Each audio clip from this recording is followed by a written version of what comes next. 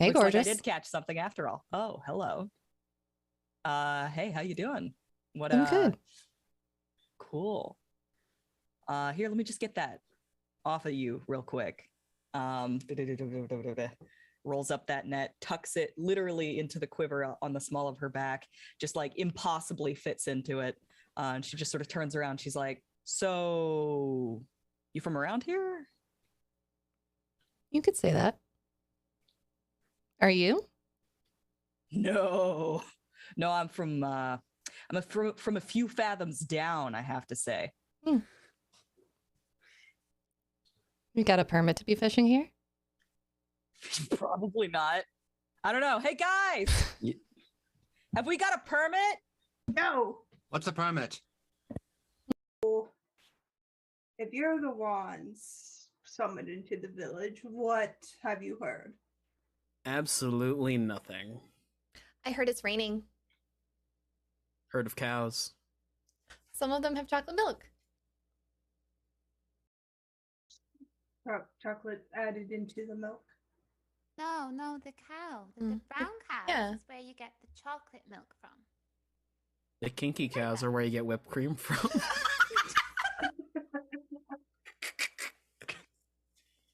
Gareth just kind of holds his tray to his chest as he processes all of this in front of him. And then it's like, okay. Yeah, so it's raining. Brown cows have chocolate milk and get whipped cream from kinky ones. Got it. He kind of lays. So when you get to the tavern, you can go to your respective rooms. Anthony, you find Rollin singing out of the window. He just looks to Rylan and says, I think I accidentally put a hit out on somebody. Ow. Told Lucy of somebody in my past. Yeah, there's your problem. You told Lucy. Yeah. It was well-meaning. It was a good intention, I think. But never mind that. I need your opinion as I'm gonna make these for you. Oh, I'm full of opinions. Yes, I know. What Airplane spells... food. What's the deal with that? Tried to unionize them, but they didn't like us. That is fair. Though, this could be a good opportunity for you if you are not averse to Durgar blood. Averse to it. It is like a delicacy to me. I'll tell you what. I will give you my gem if you bring me their captain alive. Hello, everybody. Now you should be able to hear me. Hi, everyone. How are you? Welcome to... What are we playing today? Long Live the Queen. Okay, does my... Someone in chat tell me if my video looks odd or if that's just my computer being weird. It looks pixelated to me. It's a little choppy. Is it? It's a little pixely, yeah. Thanks, Spectrum. Wow, internet, why are you like this? You know what? It's fine. We're just going to go with it. We're going to see what happens. Today, we are playing Long Live the Queen, a boss battle one-shot. Thank you everyone so much for joining us today. If you haven't before, hi, I'm Sarah Roberts. This is my little TTRPG/charity project. I give all of my Twitch income to the trevorproject.org every time I receive a payout. And we just sent a $98 payout to the Trevor Project this past week. So thank you everybody for helping me do that and for helping me do it so consistently. That's super awesome. If you're wondering why I'm lisping a little bit today, it's because I'll be playing a Dampier and I have fangs in my teeth and we're just not going to talk about the lisp. That being said, I'd like to also thank our affiliate friends, Rick and the Raven, for their wonderful notebook systems. I will not be using mine today since this is a one-shot, but if you're looking to organize your notebook note-taking skills, I have genuinely enjoyed this as someone who has ADHD. For some reason, these just work very, very well for me. And I recommend checking them out. Today, you will also be seeing me use the deck from WeirdWorks in a new capacity. I'll be using it as the deck of many things in game. So if you're interested about that function of the deck, it is a D&D themed tarot card deck with several different PDF functions that come with it.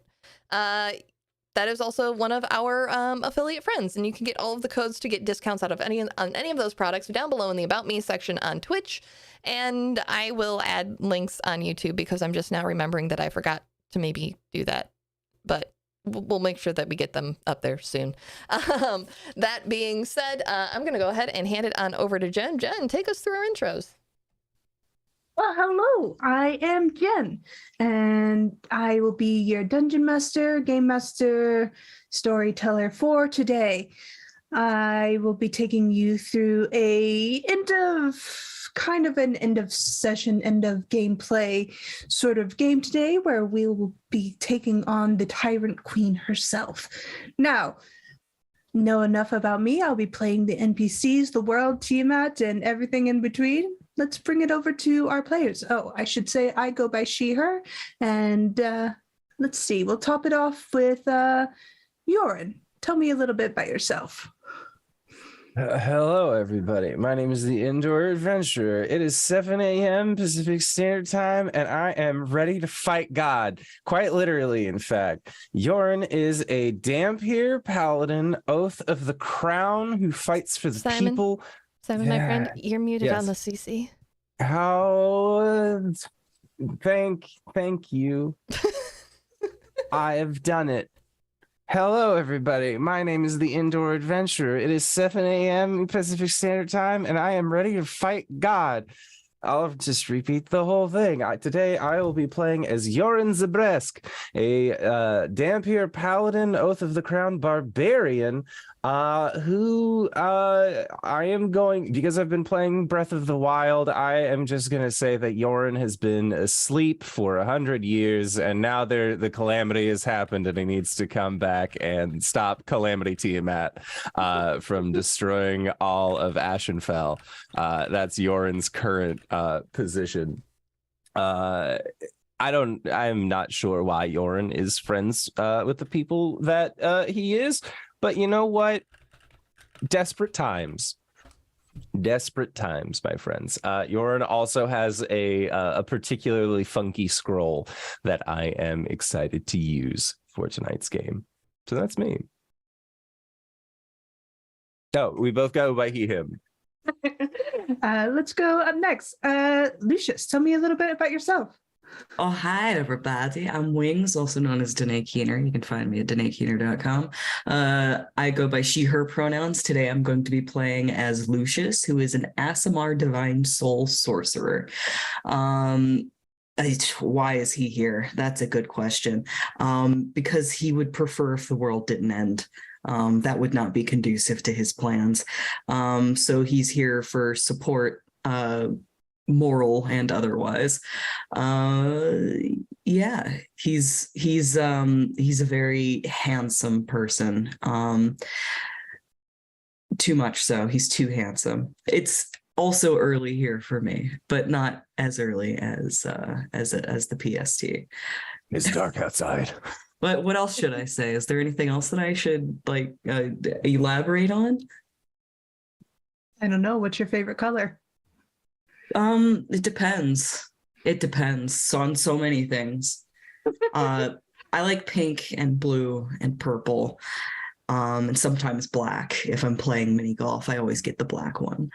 Oh, that's fair. The black one's the best. Yeah. And that'll take us over to Kai. Tell me about yourself. Hello, everybody. I'm RJ, and today I'll be playing Kai, the Tortle Rune Knight.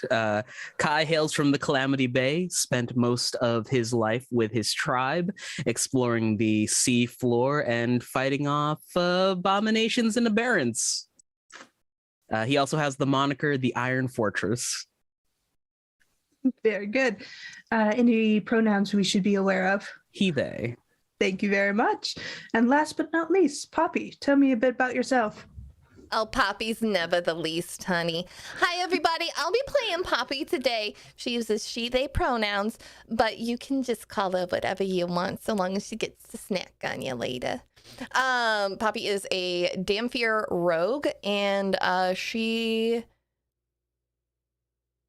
will be using the deck of many things. I'm sorry in advance. And that's fine. Little bit about my DMing style. I don't care if my players get squirrely. This is a one-shot. I'm fairly lenient as a DM.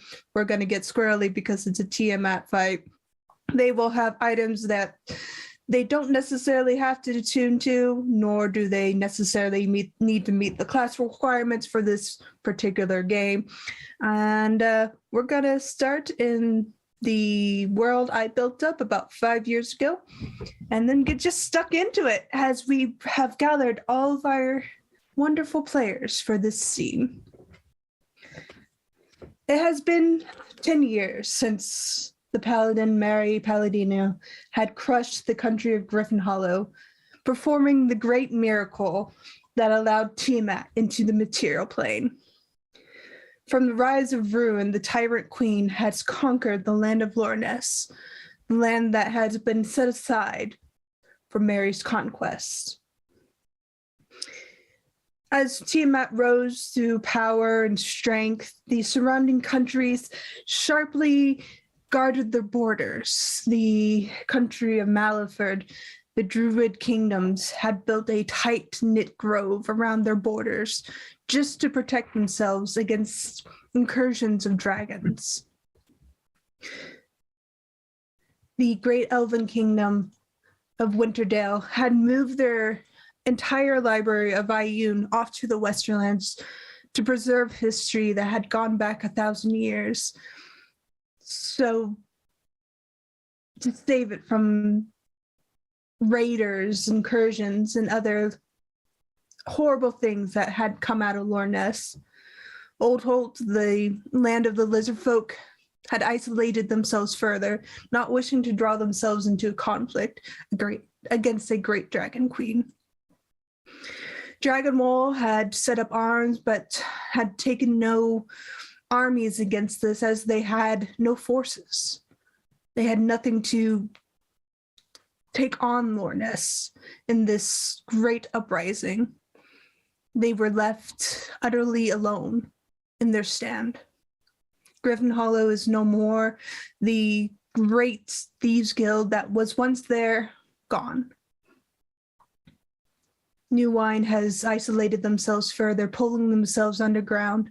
The gnomes, the Durgard, the kobolds, they have nothing, nor do they want anything to do with this tyrant. Orkeep had already done their part. They have gods and undead at their borders. They don't need another god to contest with. They are more content with what they have. River Castle is quiet. Nothing is traded in or out. No one has really in contact with them. No one's even sure what is going on.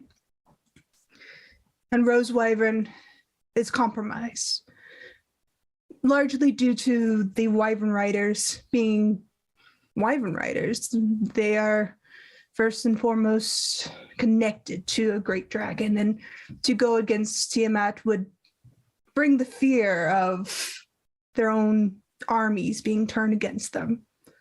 So they quietly wait their time, wait in isolation. But that's when all of you get the call. A small council has called you forward to Maliford, to the Earth's Kingdom. Somewhere deep in the Underdarks, quiet, waiting for you. And as these grand doors kind of push open, flickering against firelight and candlelight, you see 4 people. Gorel, the Earth King, and his partner, Morgan. 2 small children being ushered away by what seems to be a nanny.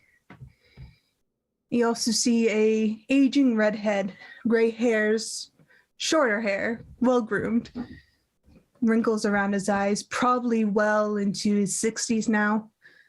Older, but unable to fight. And what looks to be a older version of King William. His blonde hair somewhat unkempt, longer, but he seems determined as he kind of pulls you all in, ushering you towards this great oak table. And he kind of kindly offers you all to sit. The older gentleman with the graying red hair kind of nods as he pulls out a pipe and sits down with a heavy thud. There's a noticeable limp in one of his legs. He'll fighter well beyond his capacity. But he takes you in with a kind look. Much kinder than the serious look that the true rulers are currently giving you. Kai likes to stand because there are no chairs that are made for him. He is 7 foot tall and like probably a ton. Poppy's gonna go ahead and sit and just. I was told that there'd be lunch here today, so whoever is providing, please provide naan, please, please. A little peckish. That earned you even a sterner glance from the Earth King as he kind of tilts his head, quirks his eyebrow. Esteemed Kai, I will be providing for our hungry adventurers, if you don't mind. Speaking is Lucius. He's got long blonde hair and he's wearing these just pristine white robes. And he's got these piercing blue eyes.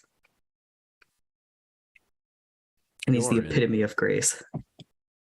Yeah, I think out of the group, Yorin, who doesn't remember much about the 100 years that have passed since, still remembers courtly manners, having been a Knight of the Order for so many years, like respectfully communicates with the Earth King, with the other kings and royalty that are there, and sort of like has that air about them where it's just like, okay, even though like Poppy's like, what is the food's gonna be? And Kai's like a giant monster man, like Lucius and Yorin, I think, standing next to each other, like, you don't worry, you did call the right number. I promise you, like, this is the right group that you want on this. And I think Yorin would approaching.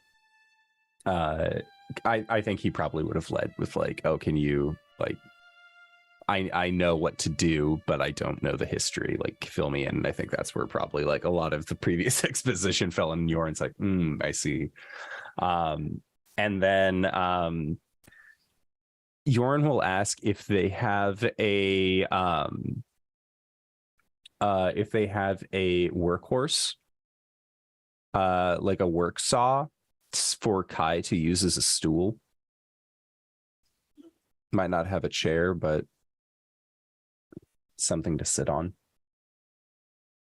There's an appraising look from Garel, and then there's a considerate look that kind of crosses his face as he kind of stands, and you see him turn, and you see 2 Warforged come in, bigger than Kai, kind of buff across the chest. They're very tall. These are newer generation of Warforged, one born in Ashenfell rather than in the Westerlands themselves. The Warforged had well established themselves over the past 10 years within Ashenfell and created a culture within themselves. And you see one of the Warforged kind of nod and think for a moment before they kind of disappear out of the hall and bring back in this big oak chair, something very sturdy but comfortable, and sit it down next to Kai. And then they kind of give you a look over Kai before they nod and say, it will work. Kai is appreciative of your hospitality. And Yorin will put a hand over their knightly crest, which looks like a black rose that's been outlined with a gold patina, and they just will bow to the Warforged, give them thanks. And then we'll turn to the royalty, those who have brought us here, and says, food aside, there is something that we are all here to do today. My lords, members of the court,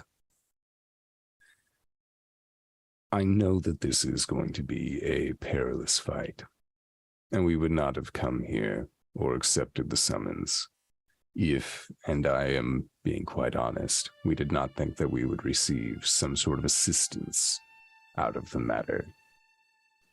Because in a situation like this, you can either help us, or your names will be written down in the annals of history as those who ran from the greatest fight this plane has ever known.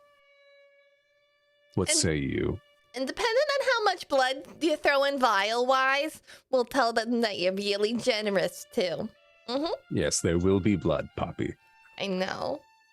Rel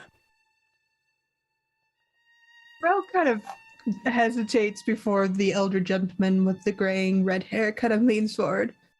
Blood is not an issue here. We will supply what you need. There is no objection as to how far we are willing to go to press the scourge from our lands. Oh, Whatever. I like this job. We should have taken this job sooner. We shouldn't have dragged our feet so much. Not saying that we did, but, you know, we did. We are glad you came to our call. Many have received us, but you are the first to answer us. Whatever aid you need against Tiamat, you have it. Her paladin is occupied elsewhere, so she will not be a problem at the moment.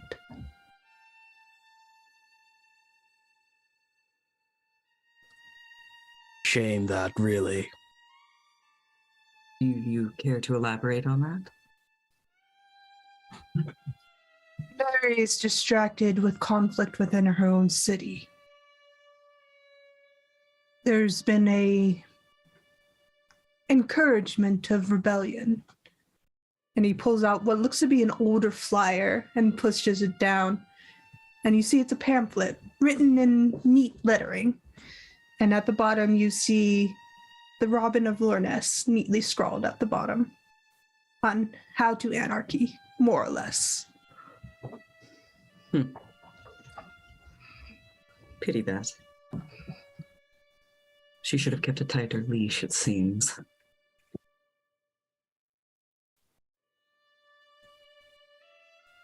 The elderly man just smiles. Rebellion is bound to occur when oppression is present. Indeed. When do we fight? Whenever you're ready. Kai is always ready. That's good. We can bring you to a cave entrance, but we can't press you any further. There's been barriers erected around where Tiamat has established her domain.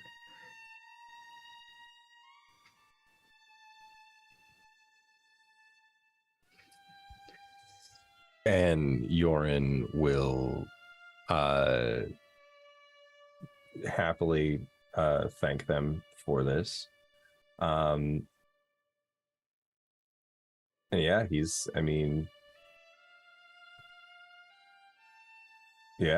gonna tell them to lead the way. I thought we were getting also a food thing. We absolutely are. As we're making plans, Lucius will quietly stand and pass out 4 golden plates. And then he will put a handkerchief over each one. And as he does so, he will then come back around and pull the handkerchief off of each plate. And on the plate in front of you, you will find precisely what you would find most nourishing before a great battle such as this. And I do mean whatever you would find most nourishing. Poppy. A silly straw just comes out of the bag. And what I'm casting here is a hero's feast. It'll take an hour to consume. And a creature that partakes in a feast, or a creature that partakes of the feast gains several benefits. The creature is cured of all diseases and poison. So if you got any of those, don't worry about it. And you become immune to poison and being frightened, and you make all wisdom saving throws with advantage. Your hit point maximum is going to increase by rolling 14. Oh. Ooh.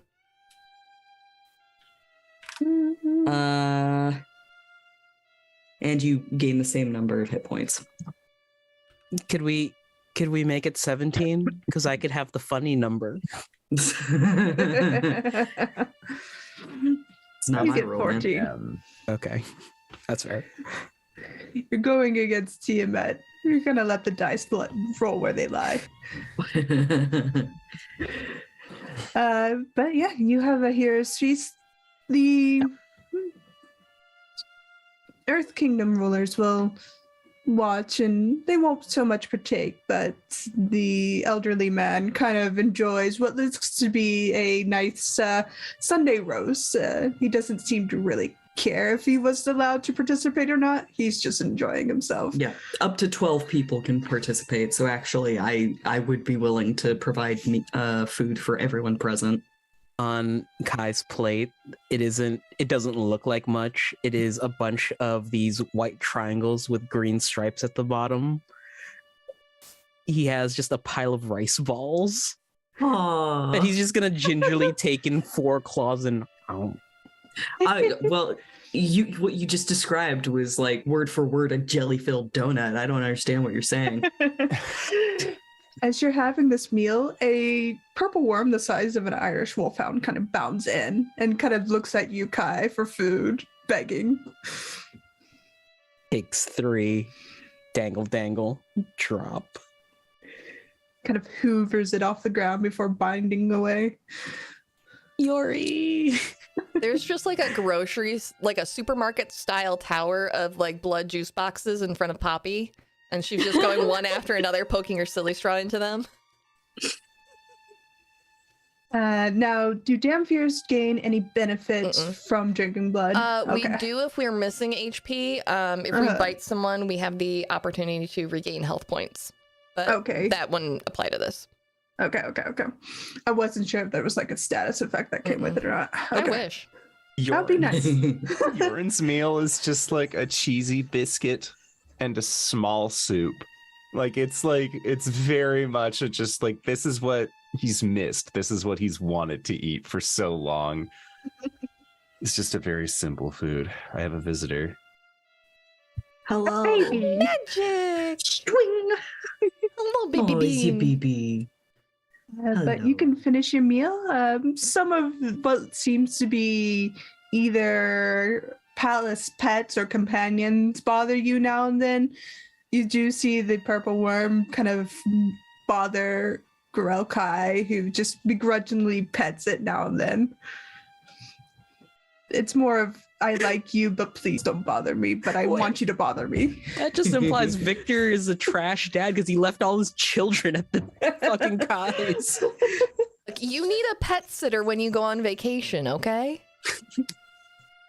What is the most douchebag meal somebody could have? I'm gonna say it's a single pomegranate that he cracks in half and then eats each seed one by one. The chopstick, to be accurate. I was gonna say, did you want asshole food or did you want sociopath food? Because sociopath food is a bowl of cereal dry and then a bowl of milk wet, and then you just combine the two as you go. I feel like this is the Lucian version of that, or Lucius version of that. A single kidney bean, prisoner's last foods. I love Lucius already. All right. I've got other shit. This is where most of my use is gonna come from. Yeah. Let's do public speaker is in Parslings. What's this one called? Inspiring leader. Lucian will stand, and he has a champagne flute full of just plain water, and he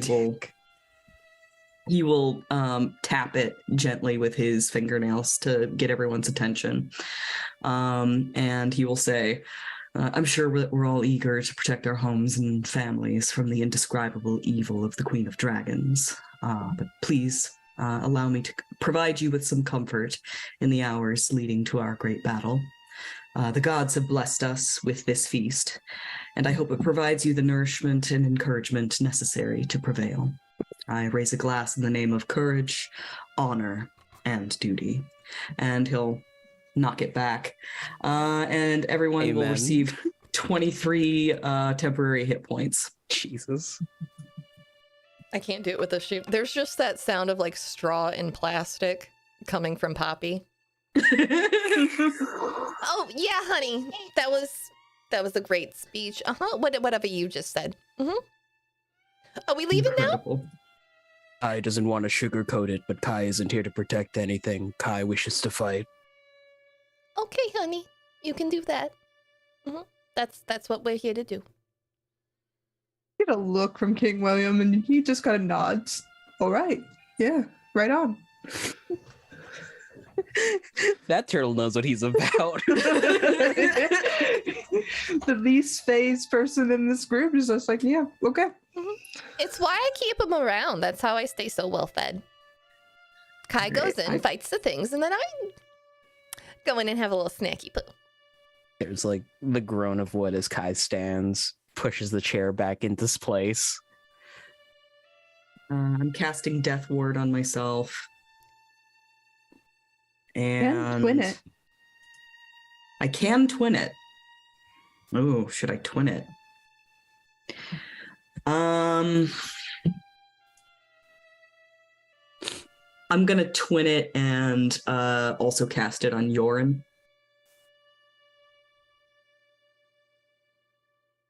Much appreciated, Lucius. It's been a while since I've played a sorcerer. How many spell sorcery points do I need to cast? The twin. Well, the twinned is for up to the level of the spell that you're casting it at. So for a Death Ward. Got it. Thank you, friend. RJ reads the rule. RJ reads the rule book. I'm gonna give my character in D&D Beyond a fun, fresh, and sexy like barrier around myself. What is it? Thing. It's tired. To represent that. But it'll be fun, dang it. All right, so keep track of all the status effects that you've gained within the past 10 minutes, because I'm not going to do that, because I'll forget. All right, I've got one more. I've got one more, friends. I'm gonna cast Aid, so gain another 20 hit points to your hit point maximum. Fuck. That's what I'm here for.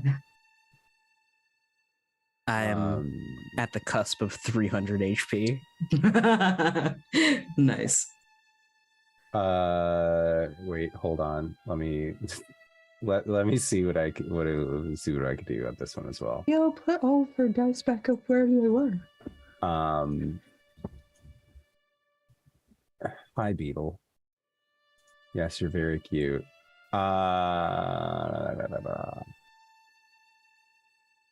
I will also cast Aid at 3rd level, so we gain an additional 15 health. So we gain a total of 35 from AIDS.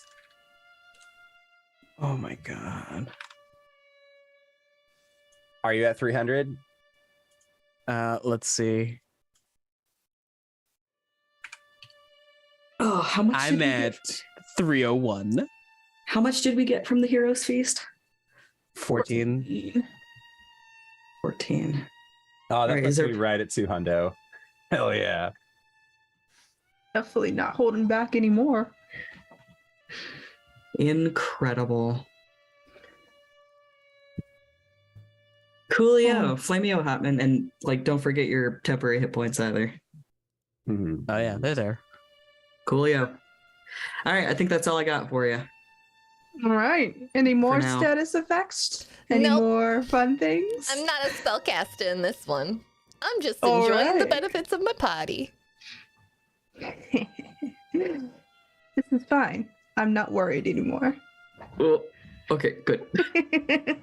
You've taken my worry and misplaced it elsewhere. I've taken it and I put it right here. All of a sudden, I'm very worried. In case you folks don't know, it's Tiamat's a CR 30, and I was a bit worried, but I'm not anymore. It's fine. I mean, you are chunking us for like a third of our health every round, but you know. A seat at the table. Yeah, let's go. All right. With everything said and done, and any aid requirement you have or need from these esteemed council members, you have. And the elderly gentleman will stand with some effort and take you towards what seems to be a newer teleport circle. And he'll give you an appraising look and kind of nod towards the circle. I don't know what to say other than you fail, we all fail. Very Good luck. inspirational. He just smiles. No pressure. None whatsoever. It's fine. Oh, don't worry. It's not that bad, honey. If we fail, we won't know because we'll already be dead. Yorin looks at Poppy like, we're both already dead. What are you talking about? Dead adjacent. Don't give me that look. I do not like it when you look at me in that Dead-like. tone of voice.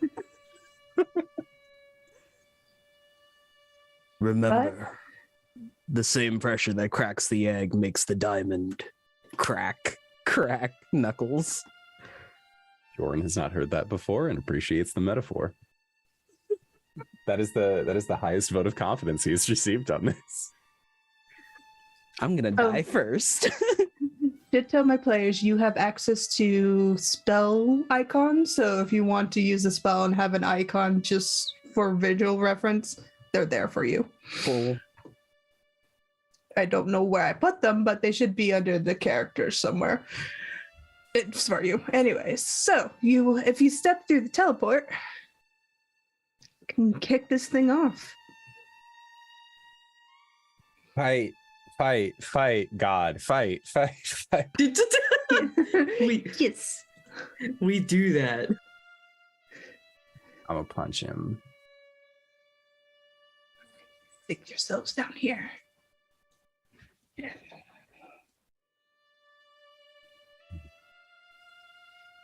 You are, once you step through the teleport, you are quite literally put in a cave, as they had suggested. It's kind of a rough terrain, yellow dirt, sort of grade wall cave system with branching paths with limited sight ahead of you. The area is considered rough terrain, so if you are running or movement in battle, your movement is halved unless you have things that negate it, of course. But the cave system in front of you is warm, kind of an arid moistness to it that kind of gives a tropical feel almost to it. And in the distance of this cave, you see on the ground glowing lines of magma or lava, you're not sure.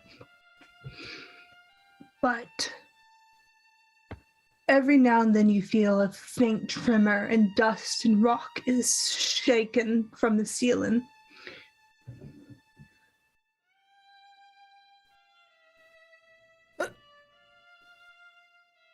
The path is yours. Get behind Kai. Okay, honey. You go on ahead and head out there. And Yorin will walk up, hand on like Yorin's not like fucking 7 feet tall, turtle man. So he'll like put his hand on like on your arm and just say, In this fight, we walk into the hills together, friend. It is a fine day. Let's go. Just the two of them. I guess as a quick descriptor, Kai is just a massive alligator snapping turtle with deep gouges along like the ridges of his shell that you would know are the runes that he's carved into his shell. Hell yeah. Poppy just leans over to Lucius. You know, one time I traveled with this old man and some of his companions to go save some family member that he had, and I thought that guy was pretty dramatic, but these two, I think they take the cake for that. I should probably get them like a plaque or something. What do you think? Angsty participation trophy. I think that we should focus on surviving this encounter first. Oh, fun. None of you are very fun, you know that? Lighten up a little bit! And she'll just bop Lucius in the shoulder. No one has casted Levitate on Kai yet. I cannot lighten up. Yeah, fine, let's just go. There's a branching path to your right, a branching path forward, and what looks to be a branching path to your left. God, am I gonna do the dumbass fighter thing? We're following you, sweetie. Just turns to the party. Do we wish to try and get the drop on the Dragon Queen? Or can I announce our presence? I mean, is it even possible to get the drop on a god? She is a god, right? I wonder what gods taste like. Heavenly. High paw. She is a god if we are able to make her bleed. I mean, you can make anything bleed if you try hard enough. Then there are no gods. Let us continue. Straightforward through the middle. Okay. Yorin would having known Yorin for a little bit, the great sword that he has on it has a ancient rune that allows him immunity from cold damage. So he would prefer to be up against the Whitehead, if possible. Anywhere like between red and white is his good zone. Preferably, yeah. That's fair. I guess if we're describing weaponry, you hear a rattle of chain and there is a large anchor in Kai's hand. Hell yeah.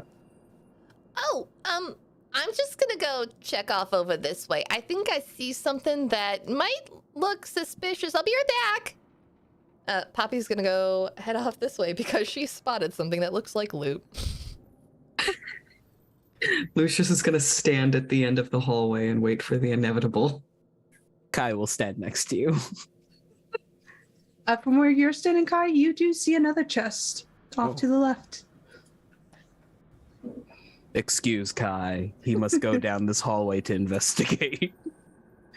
There's just a shot of Lucius standing at this crossroads, looking over at Poppy approaching the chest off to his right, and Kai approaching the chest to his left, and him just sort of folding his hands and just sighing. Yeah, Yorin will approach Lucius. How much do you want to bet that these chests are trapped? I'm not a gambling man. 3 gold. Do you all use Electrum here? God, no. Electrum has been banned in Ashenfeld for the past 1,000 years, so it's fine. Hey man, Yorin just woke up to fight Calamity Tiamat. He doesn't know this. Lucius says as much. Poppy rolls a 21 to just immediately try and unlock the chest. The chest was never locked, but you can open it. She'll open it. You open it, and I will ping this to you as it pertains to you. It'll be in your journal. You should be able to see Chest of Treasures, Chest 1. Ooh, there's a Stone of Good Luck, a Blade of Broken Mirrors, and a Cloak of Invisibility. Oh, you shouldn't have. Across the top of the chest, and it says, you choose one. Oh. Okay. Go ahead and move on to the next chest while I read through all this. You can take your time and look through all that. But as you approach this chest down here, Kai, you see two Nothics kind of just vibing in this area. They see you, see the chest, see you, look back to each other, and then kind of tilt their head. Kai raises a hand, like, hey. One raises their hand, and the other one holds up what looks to be a cup of tea. Kai walks over, sits down, accepts the cup out of respect. It's a very strong herbally tea. It's not great, but it will do. A turtle paw goes into his shell and pulls out like a metallic tin of biscuits, puts it on the ground and opens it. Sewing supplies, crap. Puts it back in, pulls out another tin. It's actually cookies this time. Yeah, they kind of one leans over and kind of peers at the cookies, takes one, and the other one's just having a good time. They don't seem to be very fussed that you're here. They seem more concerned just they're either on break and they're in a union job, so you're not their problem at the moment. Kai finishes his tea, sets it down, points to the cookies, points to the Nothic, and makes like a giving gesture, stands and leaves. The chest is still there. They've not been aggressive about you being near it. Oh, can I pick the chest up? Yeah. I'll waddle it back to the group. Pick the chest up and bring it back to the group. It's a bit heavy. Kai has found this with friends. You see two Nothics waving from their little cove at you. Poppy just swishes back, wearing a new cloak.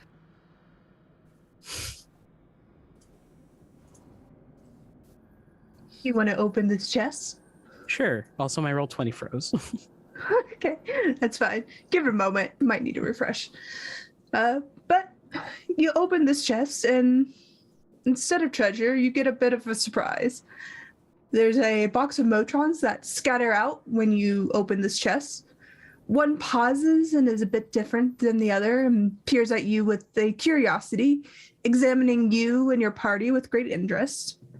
If anyone wishes, they can make an intelligence check to inform you as to what this creature is. Would I be able to do intelligence history? Yeah. Or intelligence religion, even? Either or. Religion it is. Tell me about the march. Riders of Rohan! You realize this small little creature is an automaton of some sort.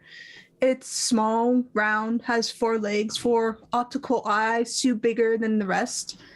Seems to be made of a brass alloy, but there's a thrum of magic to it with a gentle whirring of gears that emits from it.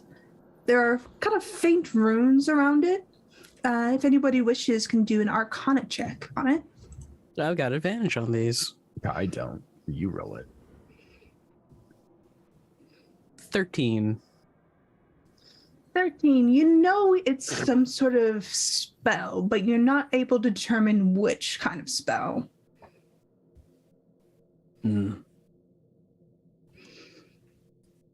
From what you're gathering as you look at it, it could be Warforge, but it's very small for a Warforge. It doesn't behave like the Motrons, and there's a sense of independence and sense of self to this creature. Pat. As you pat it, there's a kind of a whirring and a close of an optical eye before there's a bright flash at all of you, catching you off guard. You have to blink away the lights for a moment, but when you do, there's a kind of a light display kind of hovering over its head. And it's a picture of all of you. Or, well, a picture of Kai and 3 sets of armors. For whatever reason, 3 of you are not showing up in this picture, at least not your fleshy bits. But it kind of gives a wiggly dance as it kind of displays this light picture for all of you, and then kind of hops down off of the chest and starts to scuttle away. I will cherish this photo forever. It will remind me of what you all look like.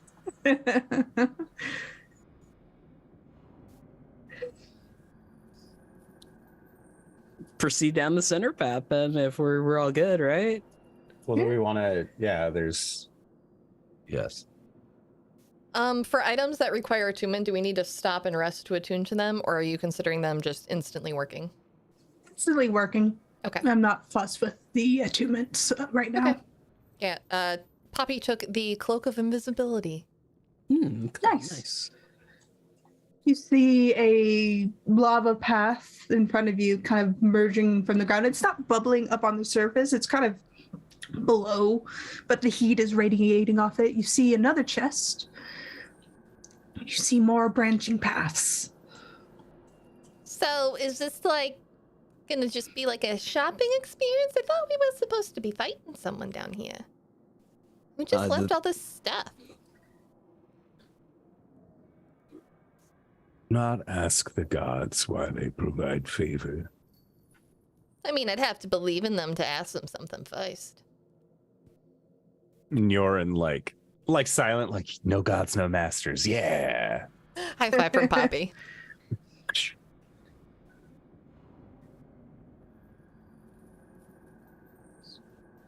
No There's one's gonna another stop Kai. He might just smash this one open. Yeah, crack it. Get in that Kinder egg. See, from your vantage point, Lucius, you see another chest. More branching paths. Lucius regards it, but does not move. You break open the chest there, Kai, and I'll show it to you as it pertains to your particular class. Yorin will crack open the other chest. Where is that chest? Holy shit, 3. there's a little man there. You go to crack open the other chest, Yorin, and you find that you can't. There's a Worth a magical shot. barrier around it, and you see arcana kind of laced around it. Lucius.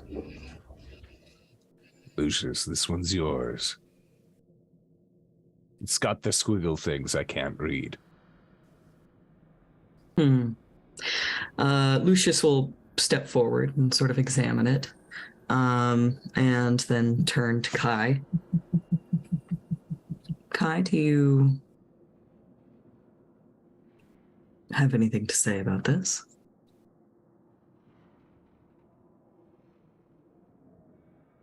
Kai looks down at the treasure chest, picks it up.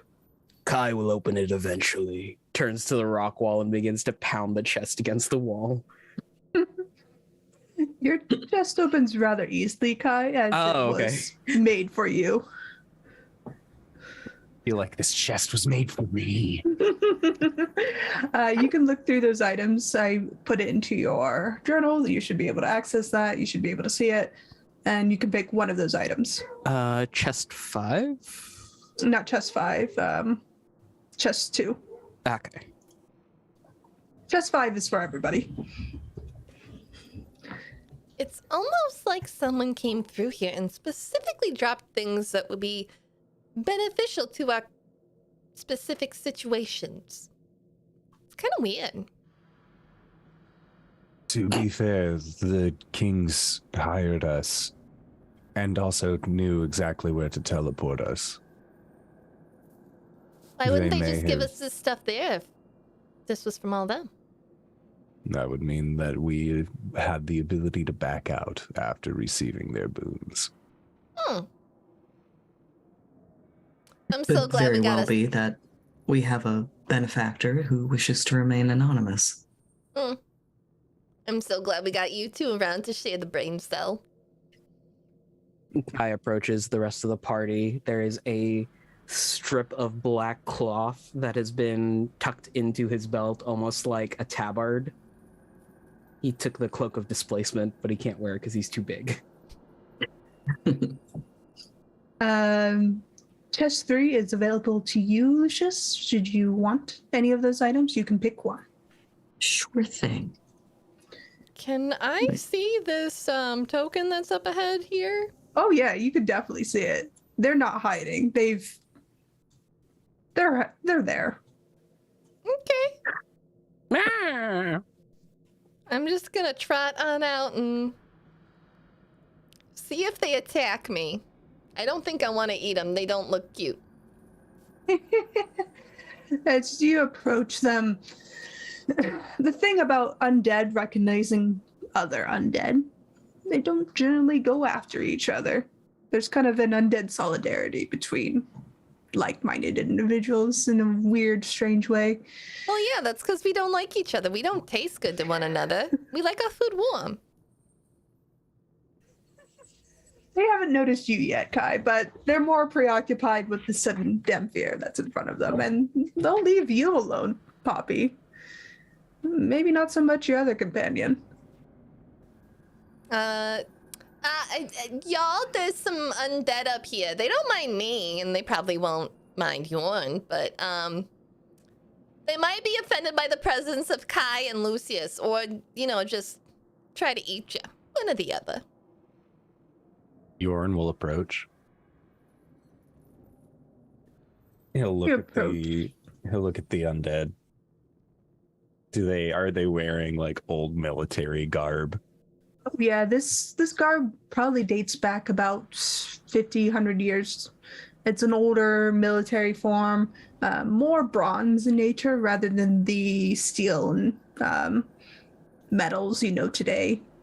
Yorin will he'll look at the three of them, and he'll give them a hand over his crest bow, and in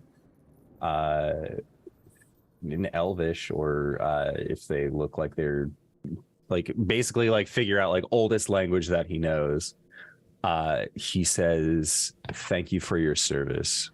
Your watch is done." There's a pause from the middle ones as, "Oh, don't you know? All right, see you later. We're gonna go up the hill. It's all right, yeah." It's just sort of they're Welsh. And he'll walk over, and he'll get into their chest. Yeah, they'll leave you alone. You told them that they didn't have to patrol here anymore. They're gonna go see other things. They're happy. Yeah. They're on their break. Oh man, I can't wait to see what the world's like outside. Back into the cave, gang. Back into the cave. Yep. They go off and they go have tea with the Nautics.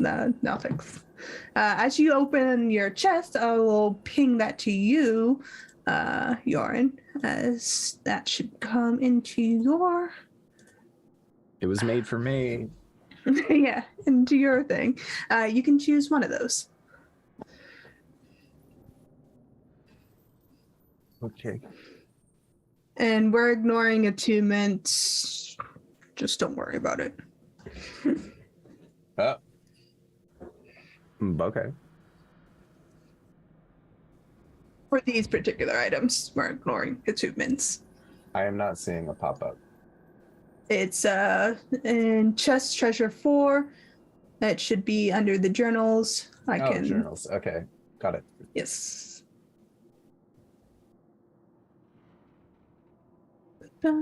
It is chest 4.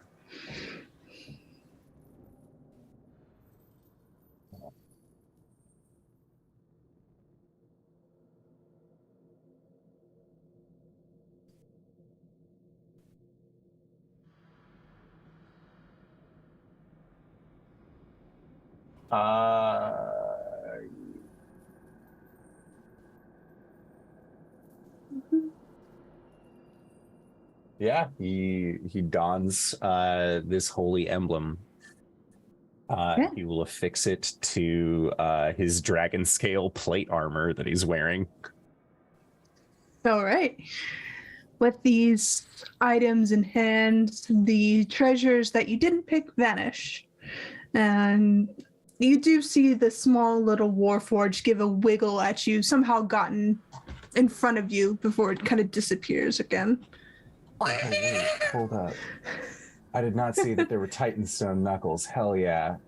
Yeah, you have Titanstone knuckles, prayer beads, exalted? and yeah. Okay, hold on. Taking that one. All right. Yeah, no, fuck that emblem. This is the better option. Oh wait, this is considered exalted? Yeah. Yeah. All these items that I've given you are considered exalted. Big ups, player. Nice. I would definitely take this one then. I'm sorry. Yeah. Yeah, as the Lucius- link is theirs for you. Okay. Oh shit, hold on. Now I feel like I need to recheck my choices. Take your time. You can look them over at break. You can switch them out if you don't really like what you got. I'm not. Oh dang. fussed.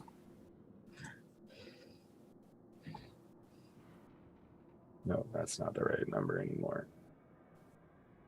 Oh, is this from Wildmount? Mm-hmm. I don't think I have that source book. Whoops. It's okay. I'll just take the cloak displacement. It's fine. Don't worry about it.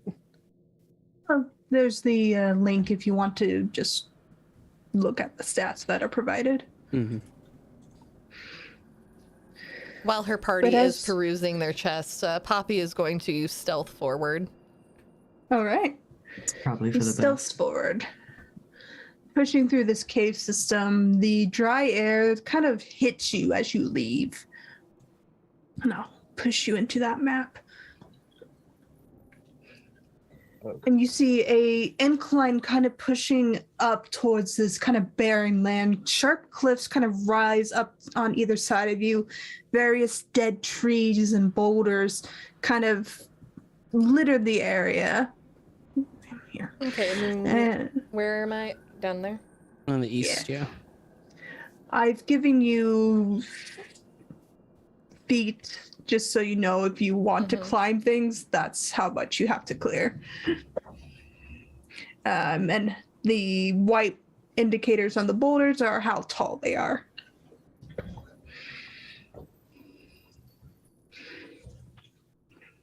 Poppy will continue sneaking forward. Right. Your movement is a bit slow as you are moving through difficult terrain. The area is sulfur-filled. Broken land, dying grass, cracked, dry desert land. You see a hill off in the distance that's kind of crumbling, caked in mud, kind of falling apart. Land is dying. Poppy is going to pull up the hood of her cloak of invisibility and just continue forward. Right, you stealth forward and you look around.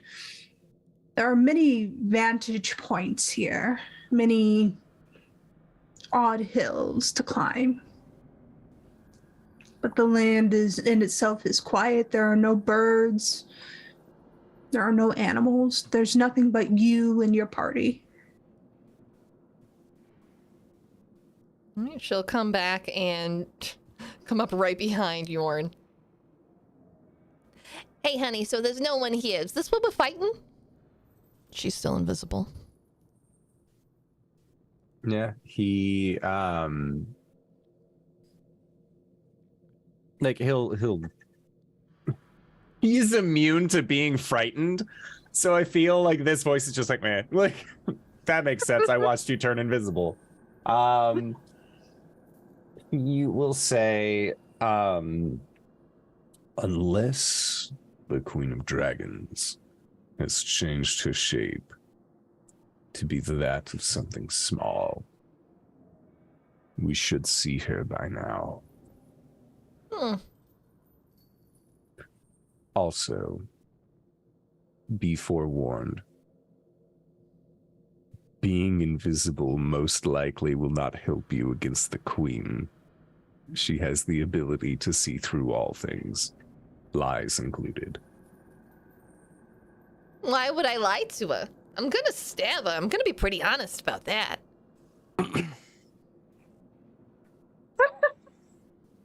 Shall Kai attempt to draw her out? I mean, we all could. Oh, do you think she'll have minions? Oh, I just love minions. They taste so good. They're like a nice little appetizer. I guess then the anchor comes down. Kai will rest like both hands on the pommel of this impromptu warhammer, and he will bellow. Mother of Dragons, Kai has a question for you. What will the wave break first, you or me?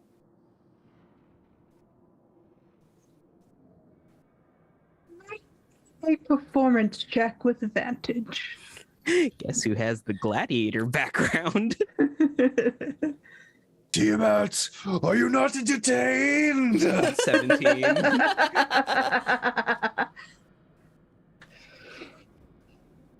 17 Okay. for a performance check. Cool.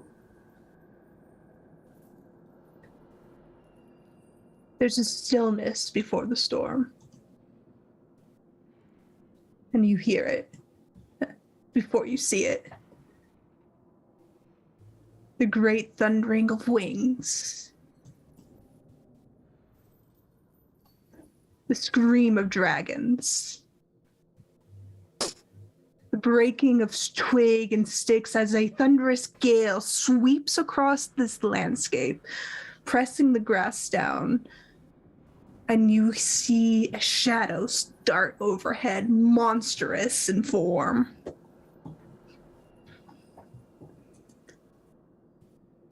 And so it begins. Travel with you. God, What'd you help say? us all. Oh, Kai to Yorin and Lucius and probably Poppy, who's he believes is around him. Poppy's there, yeah. It has been an honor to fight with you all. As you say this, Oh, I'm in danger. the great five-headed tyrant lands with a thunderous crack across the ground, stone breaking beneath her feet, and a roiling fire issuing from her very form. And she looks to you, Poppy, with a great red hair and a black head, kind of looks over to the rest of you, and you just hear her say, "Welcome to my arena. You've called me. Let's dance." We'll go there for break as we'll set up initiative. Awesome. Okay. We will be back in 5 to 10 minutes, y'all. So don't go nowhere unless it's to grab a drink, grab a friend, or go to shop.rookandtheraven.com, pick yourself up something nice, or maybe check out Weird Works and check out this deck that I'm about to be using. The photos on their website of these gorgeous cards are better than my camera can do it justice when I show you later. So yeah, everybody wave. We'll be right back. Bye. Elf, Claire, standing there with your net draped over their head. All right. Recording Roll your stopped. Initiatives. Thanks, Janet. Hey, You big nerd, come on out here. Come fight us. How you doing? What, I'm good. Cool. Here, let me just get that off of you real quick. Rolls up that net, tucks it literally into the quiver on the small of her back, just like impossibly fits into it. And she just sort of turns around. She's like, "So, you from around here?" You could say that. Are you? No, I'm from from a few fathoms down, I have to say. You got a permit to be fishing here? Probably not. I don't know. Hey guys, have we got a permit? No. What's the permit? I mean, come on, elf. You know, as an elf, long-lived. It just, after a while, you're just kind of done with the numbers, you know? I'm 46. Oh. You let you go adventuring. You have a kid already? I'm an adult. This whole thing is a new development for him. Being an adult is a new development? Yep. Mr. Silverhorn in Elf years you are a child. Yep. I have 90-something years to go before I'm an adult again. I am so confused. I'm gonna go get a snack, y'all. You just enjoy your conversation. Lady, it was nice meeting you. Enjoy the rest of your day. I look forward to having a chat with you. You come and say hi, everybody? Hello. Hi. I don't get a kiss? Okay, thanks. No kiss on Twitch. Get out of here. Rude. We're married. People have a problem with it. They can get out of my house. As long as it's not weird. Did you just question whether or not we're married?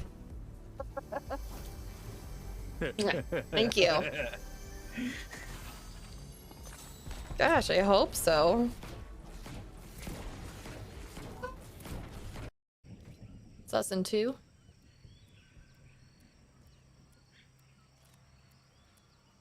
Got someone on here. Coming.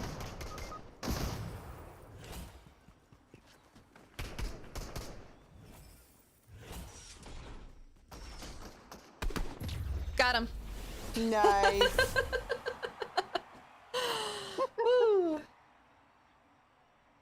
Not. Tried to unionize them, but they didn't like us. That is fair. Though, this could be a good opportunity for you if you are not averse to Durgar blood. Averse to it. It is like a delicacy to me. I'll tell you what. I will give you my gem if you bring me their captain alive. Should have just killed the witch.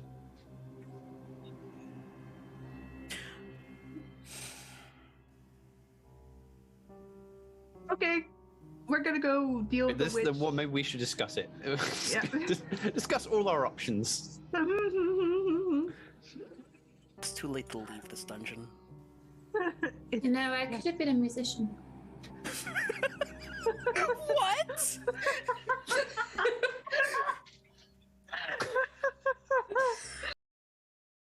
be honest, so far they sound cool. They're intelligent.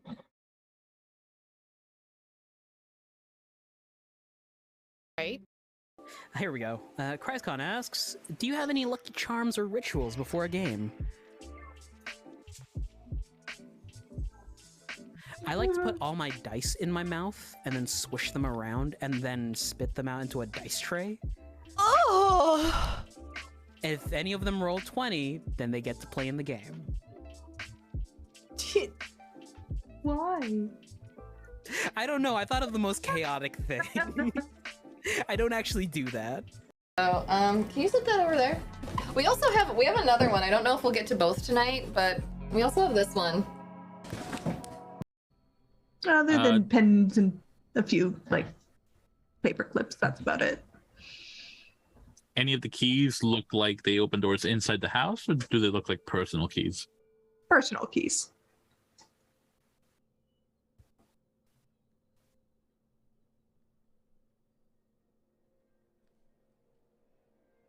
Okay, I will try to intimidate them into being quiet by punching a hole through a wall or something sturdy enough to drive the point home.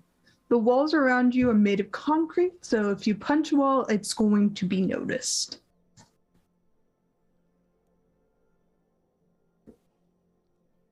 You could feed their ID to Crocodile.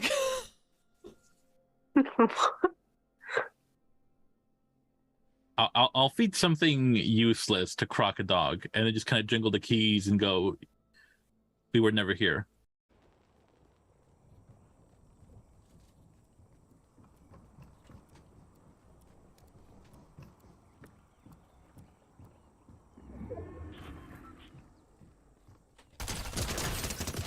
Oh, damn it!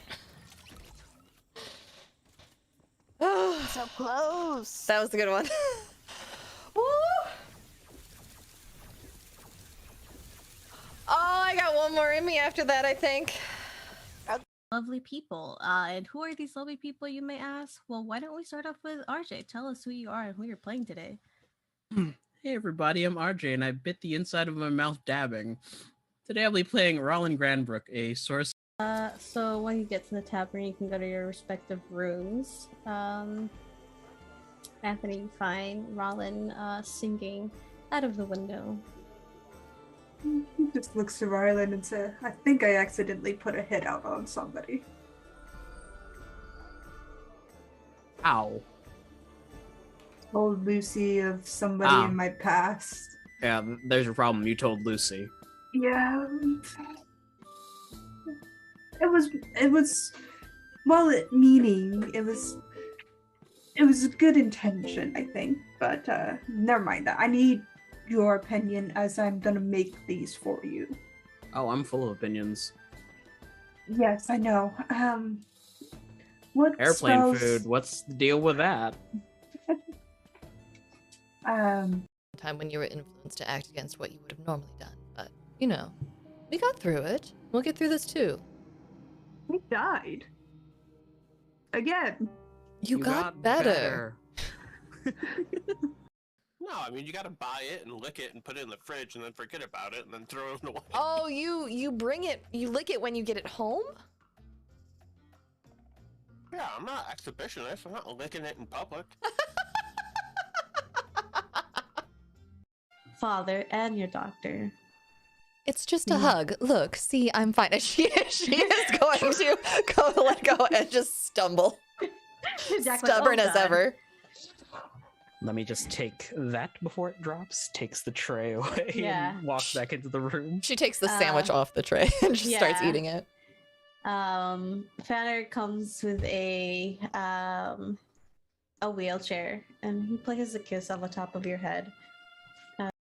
Okay, that crab gets to make an attack. Elliot, does a 4 hit you? No, absolutely not. What do you know? Does a 5 hit you? Jeez, Pete. Yeah, surprisingly. I have negative AC. It's weird. My armor class is 14, but there's a hole around 5. You know. This is like golf, right? I want the lowest number possible. Sasha, you gotta stop being uptight and just do what you think is good. I don't know what's good. What is screaming inside your chest right now? What is Terror the desire? and anxiety. What? No, not the anxiety. Behind the anxiety. A deep and ever-present need to make every... And we're back now. And we're not muted. Hi, everyone. Thank you so much for joining us. We are going to jump right into it today. We are heading back into battle, and I'm ready. I'm ready to punch God. All right. Let's go punch a god. Top of the round, Poppy. Oh, me. Fantastic. I'm going to throw out, I'm just going to, and throw out 2 of my cards from my deck. And this is a modified version from WeirdWorks. I pulled the Monstrosity and the Construct. They both have multiple features. For the Monstrosity, I'm going to choose to have an illusion double that pops up right next to me, which will impose disadvantage on attacks against me. And the Construct gives me a clay servant. So I'll make a token for that. But that's what happened. So that is my action. Bonus action. I'm gonna disengage and move away. Okay. Yeah, Poppy's just gonna jump down the cliff. All right, it's a 5-foot cliff. That's fine. Make me an acrobatics roll.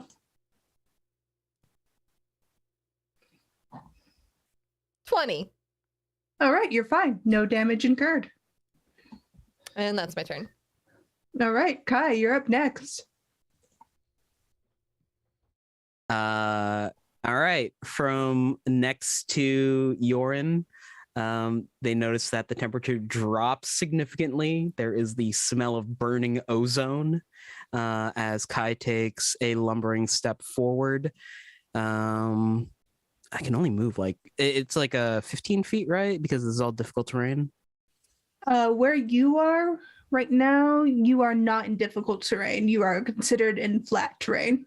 Okay. I'm going to make my way up to this incline, but I'm going to use my bonus action to pop my runic juggernaut, which increases my size category to huge.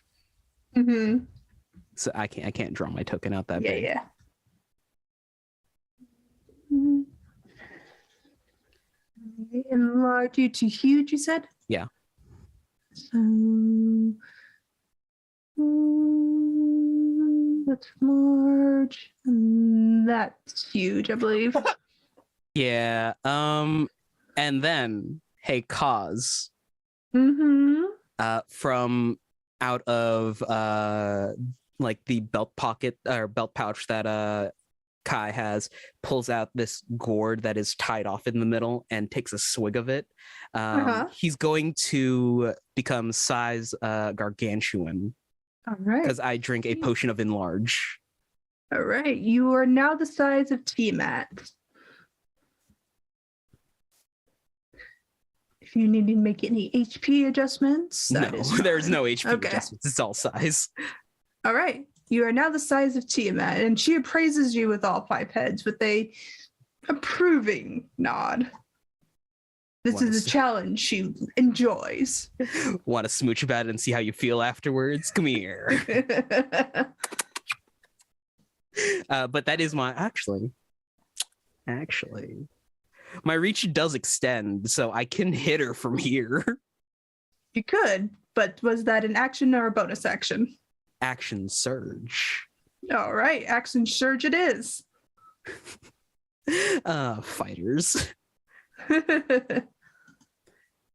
Does a 28 hit? 28 does hit. I deal 13 plus a d10 plus a d4. On the first, 15 points of bludgeoning damage, magical. Yep. On the second, natural 20 for a 34. Okay. Oh, I also have a fun thing. Where are you? Here it is. Crusher. When you score a critical hit that deals bludgeoning damage to a creature, attack rolls against the creature are made with advantage until the start of my next turn. Also, once per turn, when you hit a creature with an attack that deals bludgeoning damage, I can move it 5 feet to an unoccupied space, provided that the target is no more than one size category larger than me. So, essentially, it's a swing left, a swing right. I'm going to move Tiamat to the right 5 feet. Okay.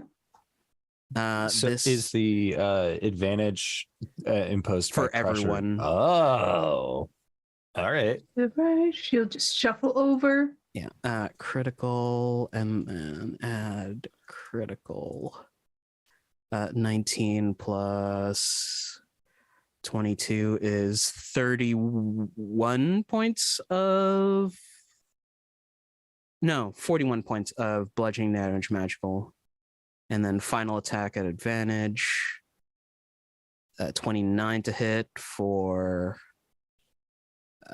15 points of bludgeoning. Okay. Good solid hit on her. Good solid hit. She uses the legendary action in response to all of that.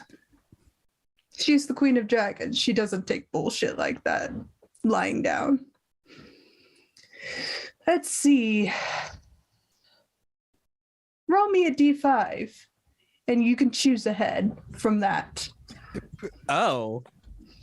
Okay. I'll roll it here. 1. All right, you get the Black Dragon Head, Acid Breath. It is a 120-foot line, 10 feet wide, and everyone within that line must make a dexterity check. Is she aiming it directly at me? You're the one who hit her. Yeah. Let me get my line out real quick.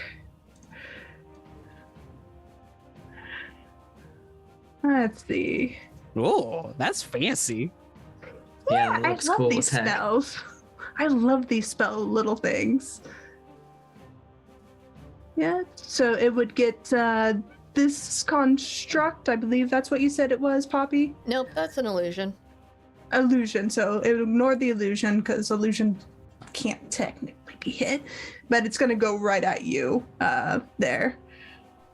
Kai, so you'll need to make me a dexterity saving throw. Okay. I'll roll that damage. Since it is an attack, it does reveal the illusion to be an illusion, so it does disappear. Okay. Sorry. It's okay, honey. Just do your thing. 7. 7, so you fail. Mm-hmm. And you'll take 43 acid damage. As I imagine Kai gets enveloped in this acid breath, the acid breath stops and he's dripping. He'll glare at Tiamat. Was that supposed to hurt? I take no damage. He bites you as a follow-up. Cool. I 24 to hit? had to proc my Ring of Evasion, and I have Shield Master, so I can interpose a shield in front of me. 24, it does hit. Okay. 25 slashing damage and 14 acid, or 24 slashing, 14 acid damage. Okay. The way Tiamat's bite attack works, it has to align with whatever breath weapon comes out. Yeah.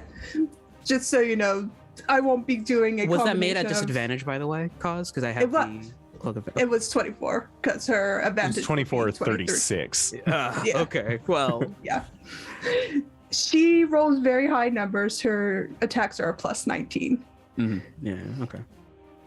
But that is her. Let me disappear my line real quick. There we go. But that is her legendary action. Is anything else you'd like to do, Kai? As she has taken an action against you. Action search. Okay, Lucius. This Dragon Queen's not here to mess around. She's here to fight. Shit, that's me. I'm Lucius. I twin haste. All right. I'm hasting Kai and Yorin. Okay, mark those down. Kai and Yorin. Should I go ahead and read off what haste does, just in case anybody in the audience is not aware? By all means. Y'all are gonna get a +2 bonus to AC. Your speed is doubled. You have advantage on dexterity saving throws. And you gain an additional action on each of your turns. This action can be used only to attack, one weapon attack only, dash, disengage, hide, or use an object action. Who was this on? This is on Kai and Yorin. And then as a bonus action, Lucius sprouts a pair of wings and is going to fly off. He just goes. He's leaving. He's gone now. Goodbye. Just fucking, what is it? Tuxedo mask. My job here is done. My job here is done. But you didn't do anything. My job here is done. Yeah, that's what he does. That's action, bonus action, movement. Goodbye. And good.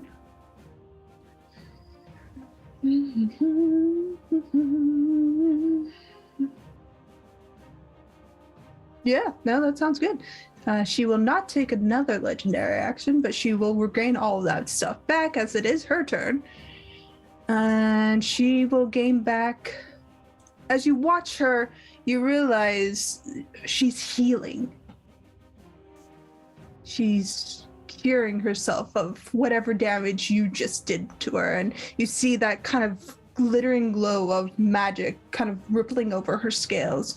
She's not completely healed, but she is recovering from a regeneration of sorts. We need a lich slap. A what, That ain't honey? gonna do shit, buddy. And you're all immune to the frightful presence, so I won't even bother with that. Tiamat doesn't know that we're immune, so like maybe she could do it the once. Nah, just Sure. yeah. Frightful presence, you can make that wisdom save if you want to. It's a 26, but since you're immune, you're all fine. And if you do make that wisdom save, do so at advantage. Yes. She's going to bonus action one of her abilities onto any number of creatures she can see. And she can see all of you very well. Fine.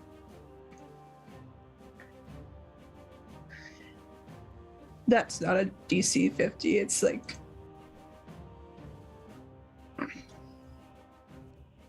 26. What's going on? You all need to make a wisdom saving throw, I believe. Ah. Or charisma saving throw. Ah, okay. Well, And the DC is 26. no. Poppy rolls a 7. That's a no for me. We do have advantage on wisdom saving throws because of her meal. It's charisma. Yeah, this one's a charisma. though. Charisma. This is divine word. Just gonna double check. Did I say spell save DC is 50? It lies to you, it's 26. Okay. Jesus. Oh, haha. Oh wait, no, that's already implemented, I think. Let me just check. Level 18 characters. All right. There's a lot to keep track of here. Yes. So, for Divine Word, as Tiamat casts the spell, what lives within? It would only be Poppy and Kai. It's at the 30-foot range. Excuse me about that. I've escaped. You've escaped. But those are on the fail save. With 50 points or fewer, you're Devon, but I don't think this applies to you right now because you're not below 50. But regardless of your current hit points, a celestial, elemental, fae, fiend that fails its save is forced back to its plane of existence for 24 hours, but none of you are any of those creatures. Oh, bye, guys. I'm actually tiefling in disguise. Seeing that her initial spell failed on 2 of them, she kind of tilts her head and kind of considers it for a moment before she'll take her main action. Because you are right in front of her, she is going to rush at you. Come on, baby, pushing into your space. Does she provoke an attack of opportunity from my construct? Or does she not No, leave? Okay. Just make yeah, sure. she's too big to actually leave that space. Perfect. Right where I want her. But she will do 3 attacks against you. There, Kai. A hit. That is also a hit. That is a miss, actually. Okay, she misses with her tail. She will do somewhere in the 40s, 50 area worth of damage. 49. Okay, 49. Good math in my head. That's main attack.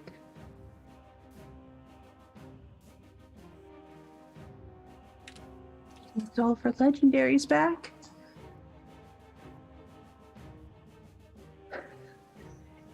And she will provoke the opportunity attack by flying upwards. She's flying? She's flying. She's a dragon. She's gonna fly. Jerk. She'll fly up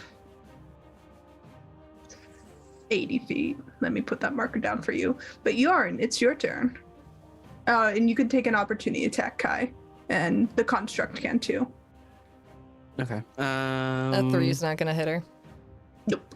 27. 27 hits. Plus...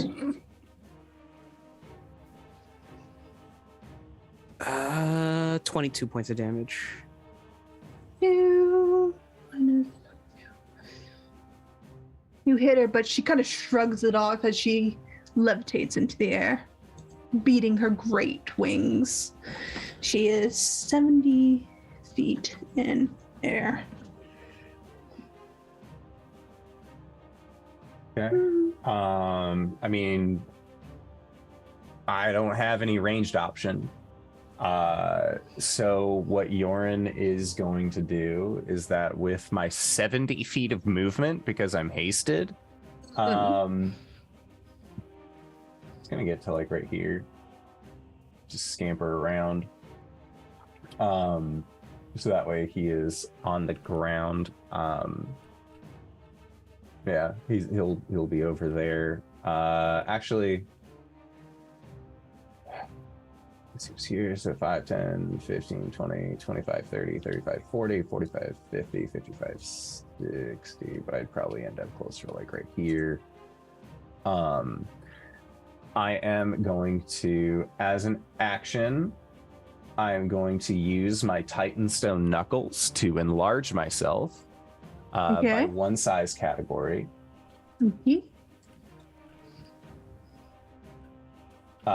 And then as a the way that I feel like this is played out is that he has his great sword, it's in front of him and like the blade facing down, closes his eyes, and he just begins to breathe, and as he does, he can feel the pain, the rage, the anger of everyone. As part of his oath, he is not tied to a deity, but he is tied to his ideals. And with that in mind, he lets it essentially like Goku, like people of the earth, lend me your aid. It is Yorin doing that, but people of the earth, lend me your rage. As he grows this size category, and I'll go into a rage as a bonus action. Nice. And I mean, that's all I can do. I use my action, bonus action, and I'm waiting for God to come within punching distance.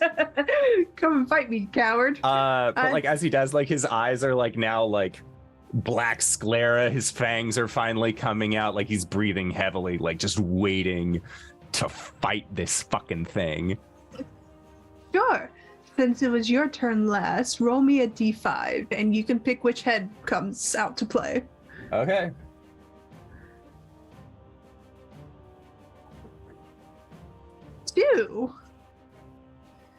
Number 2 on this beautiful list is lightning. So the blue dragon rears back and it has a 120-foot line, 10 feet wide, and anything caught within this field of lightning must make a dexterity check. Let's see where she's going to aim it as she kind of shuffles. Spins around and fires, she can get all of us. And she just puts herself on a spin wheel. No, I think. Let me make an intelligence check with her real quick. She's probably smart enough to discern this, but yeah, she's smart enough to discern a spellcaster's on the field.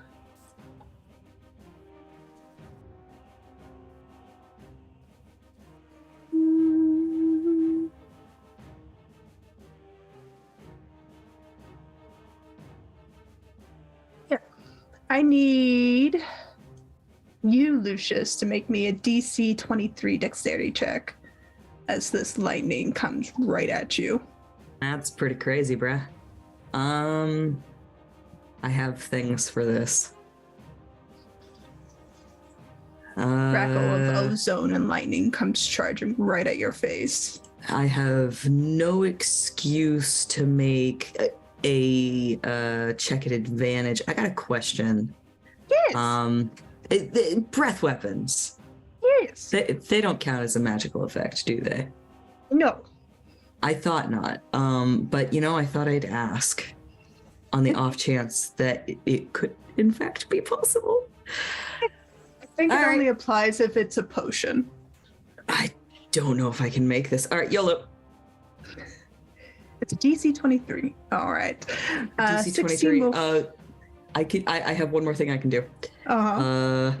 If I fail a saving throw or miss an attack roll, you can roll 2. I'm favored by the gods. I'm favored by them. Do it. I can add 2d4 to this roll, possibly changing the outcome. I add 5 to that. 21 doesn't make it. Nope. So close, but no cigar. So close. So you'll take 55 points of lightning damage. As cast absorb elements. Nice. So you'll take whatever the DC. Is it a D6 or D8 roll? 23, and then you got to roll a concentration check that's DC equal to 11. Yep. Yeah. Hold on. Half of 55 is 23, right? Yeah. All right. I nearly forgot. I'm tracking this. You guys need to be tracking your health on Roll20. I am. Okay. I'm sounding accusatory. I'm sorry. I have a tone problem, particularly. I've literally been the only one hit. Yeah, Tiamat's only taken one or two turns at this point. 23 damage eats exactly my temp HP. So you've shattered his confidence. Is what you've done. I get a concentration saves at advantage because of feats. Mm-hmm. Sorry, and it's a good thing because that was a natural 1. 24. 24 passes. Yeah. So you're fine. Quick question to you, Yorin. Your aura is 30 right now, isn't it, as a paladin? Yeah. All right. Let's put that bed. Oh, yeah. Oh, thank you. I was gonna say shit, am I near? Oh. Yeah. There you go. So if you can all see his aura, right? Sure can. There's actually a chance I can make my saves now. Let me check that real quick because as a paladin, I'm only level 15, and I don't know when. Oh, then I think that's increases. I think that's a level 16, 17 effect. Yeah, it's still only 10 feet right now. Okay. Disappointing. It's all right. My charisma's only +2. So there's your aura. All right. So made it. You did that, Poppy. It's your turn because Tiamat did her legendary action there. Okay. I want to do something, but it's going to require the cooperation of my party. Yes. Cool. Here's what I would like to do. All right. And if you all tell me no, don't do that, that's a bad idea, I won't do it. Okay. I would like to hold my attack action with my daggers to be that I don't attack Tiamat until I'm in contact with her. And I would like to ask Kai to throw me to Tiamat. Is that something that is possible for us to attempt? And then if I miss, I know there's a chance of fall damage. I'm aware of that. I can take it. Okay. But is there also a chance that Lucius could potentially catch me? If they save to catch you, yes. Okay. But Tiamat also has a reaction where she could bite you. Yep. All right. Just so you know that she could possibly eat you with one of her 5 heads. I've never been more excited. Are you all okay with this idea? Because I have no ranged option. I have to be the ranged option. Sure. Okay. I've got javelins. It's me. All right. I can't believe out of all of the all of the preparation that we did, none of us accounted for ranged. Hi, I did. All right. In that case, Poppy is gonna run up to Kai and just go, Honey, now's your time to shine. Throw me. And she will take out her daggers and hold her turn. Okay, Kai, I would say because Tiamat is 70 feet in the air, you will have to clear at least 50 feet to get Poppy up there, because accounting for Tiamat's size, you could probably get Poppy up to one of her feet, claw, tail area, the lower half, but not necessarily the head half. Does that take into account Kai's current size? Since That's Kai right. is currently the same size as Tiamat? I would say you would have to make an acrobatics to get on her head, but anything else, yeah, you could probably clear it. Can I just athletics her up there? Yes, you can athletics, but Poppy will need to make the acrobatics because she's the one landing. Let's go. Okay. All right, Poppy, is that all of everything? Yeah. All right, Kai, it's your turn. Yeet your friend to a dragon god. Okay. Hold on. Give me a sec. I gotta read something real quick. No, that's not it. Where's the motherfucker? Right here. You make it. Here it is. Okay, cool. From the back, there is the a glow on his tortoise shell that is electric blue, and there's a crack of thunder and lightning as Kai picks up Poppy and invokes his storm rune. Hucks her up there with a 30. Yep, that passes. And if Poppy is going to attack Tiamat, I'm going to use my reaction in conjunction with the storm rune to give her advantage. Nice. So you get sneak attack on this. I rolled 20 on my acrobatics check. That was good enough. Okay, and then does a 15 land? Is that with advantage? Is it the attack that it gets advantage? Yeah. Okay. Does the 29 land? Yes, 29 lands. Cool. You get sneak attack with this too, don't forget. So from the dagger. Why did it roll so many, and why did it roll d6s? Because that's your sneak attack. Oh, it's rolling my sneak attack with the dagger? Yeah. Yeah. You did 8 piercing damage and then 28 sneak attack. Okay. I hate the way this is split up. Okay. 26. Oh. I'm on top of Tiamat! Lucky. You do 8 minus what it was the sneak attack? 28. 28. Yeah, the sneak attack was 28. Yeah, it's a total of 36. Okay, thank you. All right, which of the 5 heads did you land on? You have the black, white, blue, red, and green. Assign him a number. I landed on the last one. I rolled a 5. White. And I would like to say that Poppy leaves her dagger in the noggin of Tiamat. That's going to be my anchor.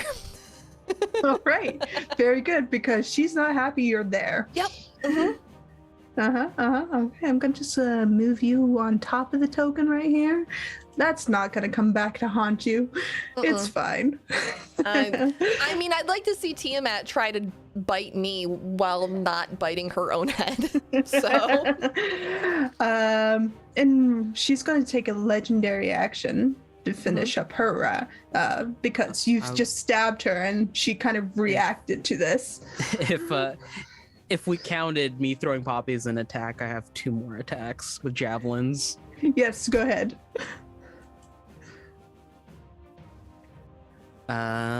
28 to hit for 14 points of damage. Okay. And finally 26 to hit for 11. 11. This is magical piercing. Yes. I assume all your weapons are magical in some nature or form at this point in your adventuring career. I only have 5 of these.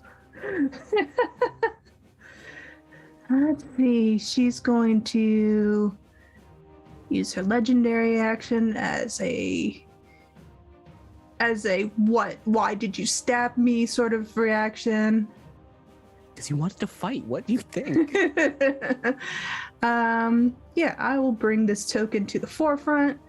That will get you, Kai, and it's definitely going to get you, Lucius. It will narrowly avoid you, Yorin, as she casts a cold weapon breath in reaction to being stabbed in her great white head. So all of you need to make a dexterity saving throw that are in that cone. So that'll be Kai and Lucius. Oof. That's a big oof for me, dog. You roll, Kai? 26 for Kai. 26, okay. So you'll take half of that. I take none of it because of Shieldmaster. Nice. So you'll take, Lucius, 80 cold damage. Cold breath weapon cone kind of sprays outward in response to being stabbed. And But you those haven't are had all your turn yet her. again to get your reaction, right? Right. Hey, guess what? I don't you think make that you it- can keep up the haste. Can you make Yeah, it DC that's 40? Yeah, probably not. Well, hold on. So I'd have to make 20, right? No. DC 40. Yeah, damn. Yep. Yeah, I don't think I can make that. I can try. Go for it. I've got advantage. Oh, that's a natural 1 on one of those. Uh-huh. Woo! Yeah, I don't think I made it. Nope. So the haste drops. Sleepy time for Yorin. Sleepy time for Kai. So you'll lose 1 round. Both Yorin and Kai, just so you know. But Lucius, it is your turn as Tiamat kind of beats her great wings, kind of trying to throw Poppy off her head. The other 4 heads are looking around, assessing what to do next, but you have the advantage in her momentary distraction. I'm going to fly over towards Yorin. I'm going to reach into my pocket and I'm going to pull out an item that I have just received, and I'm going to toss it at him. It's a black skull amulet, and it gives you the ability to use an action to teleport to within 100 feet of you. There are some other things that, could happen in reaction to that.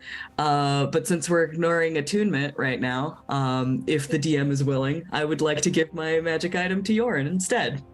By all means, take an inspiration die. Oh. All right, we were supposed to have those, huh? Inspiration. You get a D12 inspiration for the initial. This one will be another D12 as you helped a party member in a moment of crisis. So you have 2 there, Lucius. Merry Crisis. Merry Crisis. Chrysler. I'll have to remember I have those. Damn, that would be useful. Write them down in your hand like I've been doing with my legendary actions. Oh, I can do that. This is a tablet pen, so not with that. Okay, so that's one thing I'm gonna do. Could we consider that an interaction? I would consider that the help action, so you still have your action and bonus action. Okay. I'd like to use my action to keep flying. Okay. I'm going over here, and I'm gonna use a bonus action to do what? What is my bonus I would like to do? I am going to use Unearthly Recovery once per long rest as a bonus action when you have... Oh, no. Do I have fewer than half? I do not. I'll wait for that. In that case, I'm going to eat some spell slots. The spell slots. I'd like to think they're like little cookies. They're little communion wafers. Gross. No, I like the you know cookie what? idea Let's, better. yeah, let's not bring actual religious imagery into this. I'm going to say that it's pomegranate seeds. I love it. All right. So you're going to stay flare flying, eating some pomegranate seeds. Don't eat too many because you'll get an acid stomach burn.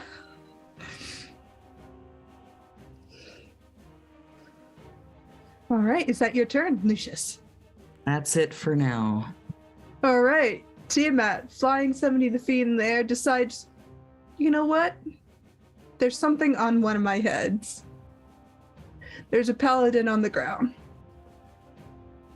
Yeah, let's go for it. As she dives at you, Yorin.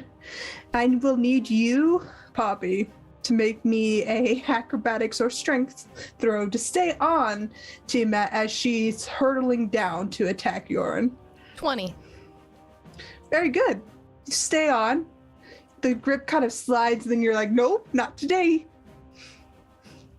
But she'll make 2 attacks against you as she gets back her legendary actions. 36 to hit you, Yorin. Yeah, that hits. 24 to hit you. Also hits. Okay.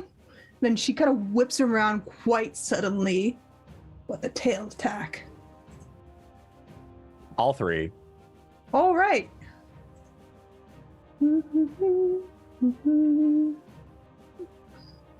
Somewhere in the 60s. Okay, so each of those is going to be halved because I am raging. Nice. So that is going to be for 12, 11 for 23, and then another 13 for 36. Okay. Okay. All right. And she'll gain back some HP.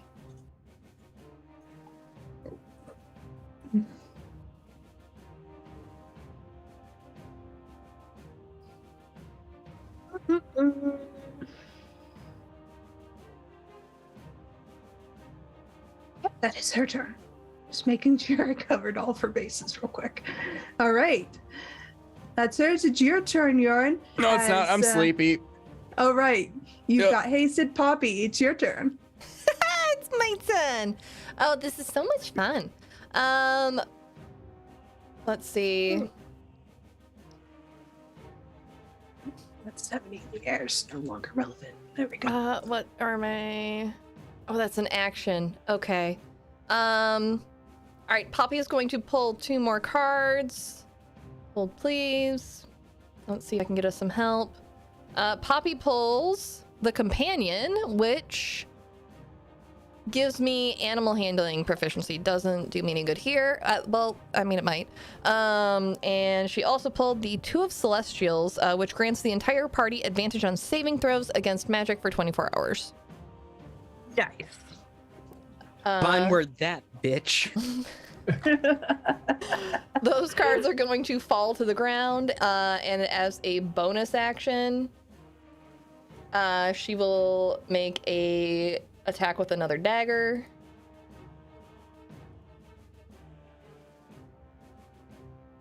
23 to hit. 23 just hits. Fabulous. 7 points damage. Even. Yes. And can I put sneak attack on that? None of your allies are technically within 5 feet of you. Perfect. Then I am. I'm in 5 feet of Tiamat. It's not 5 feet of you, it's 5 feet of the enemy that you're attacking. This is true. So yes. 32 points sneak attack. 32. That'll be my turn. I am still holding on to the dagger in Tiamat's head. All right.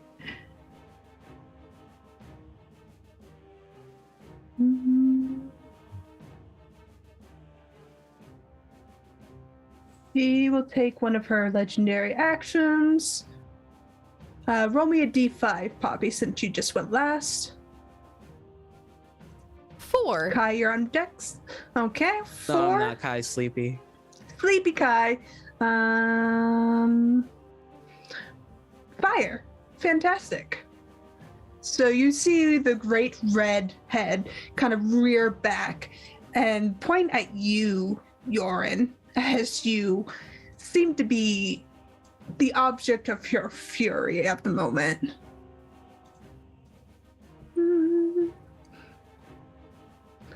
I wish the token location was better. I have a question. I have an answer. Do resistances stack? If I have resistance from one source and resistance from another source, is it cut in half twice? No, it's only cut in half once. Womp womp. Okay. But she will fire breath you. Make me a dexterity saving throw. Okay.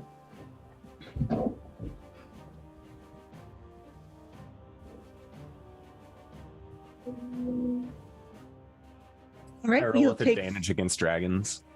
yes. 23. You didn't quite make it.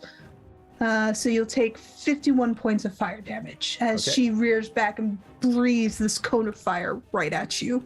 My red dragon plate mail says I have resistance as well as my rage does. So I am going to be taking 25 or 26. Round down, so 25. Okay, 25. All right. Taking it. This great dragon peers at you, and you see this horrible grin across all 5 heads as she's enjoying this fight. She's never been quite challenged like this in 5 years, and here are a bunch of people just having a go at her, and she's having the time of her life. But Kai, you're sleepy. Lucius, your turn. Did Kai leave the stove on? Is my refrigerator running? It's a good question. Well, let's see. We're a little low on health, but not quite there. Dang, sure is my turn again. Would you guys like another haste? No. I'm good. I'll pass. If you'd like to haste the rogue, I'll take one. I have a different. I have a guy you can haste later. Oh yeah. Yeah. All right. I'm going to cast life transference, and sure, I'll twin it. No, you guys don't need it yet. Never mind. Another time.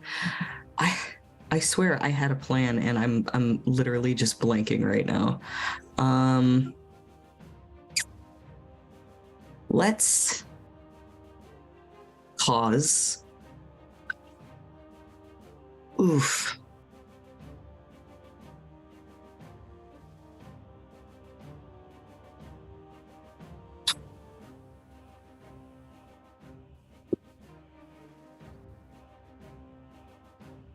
Oh, you know what I could have done? All right, okay. All right, yeah, let's do this. Holy Aura time.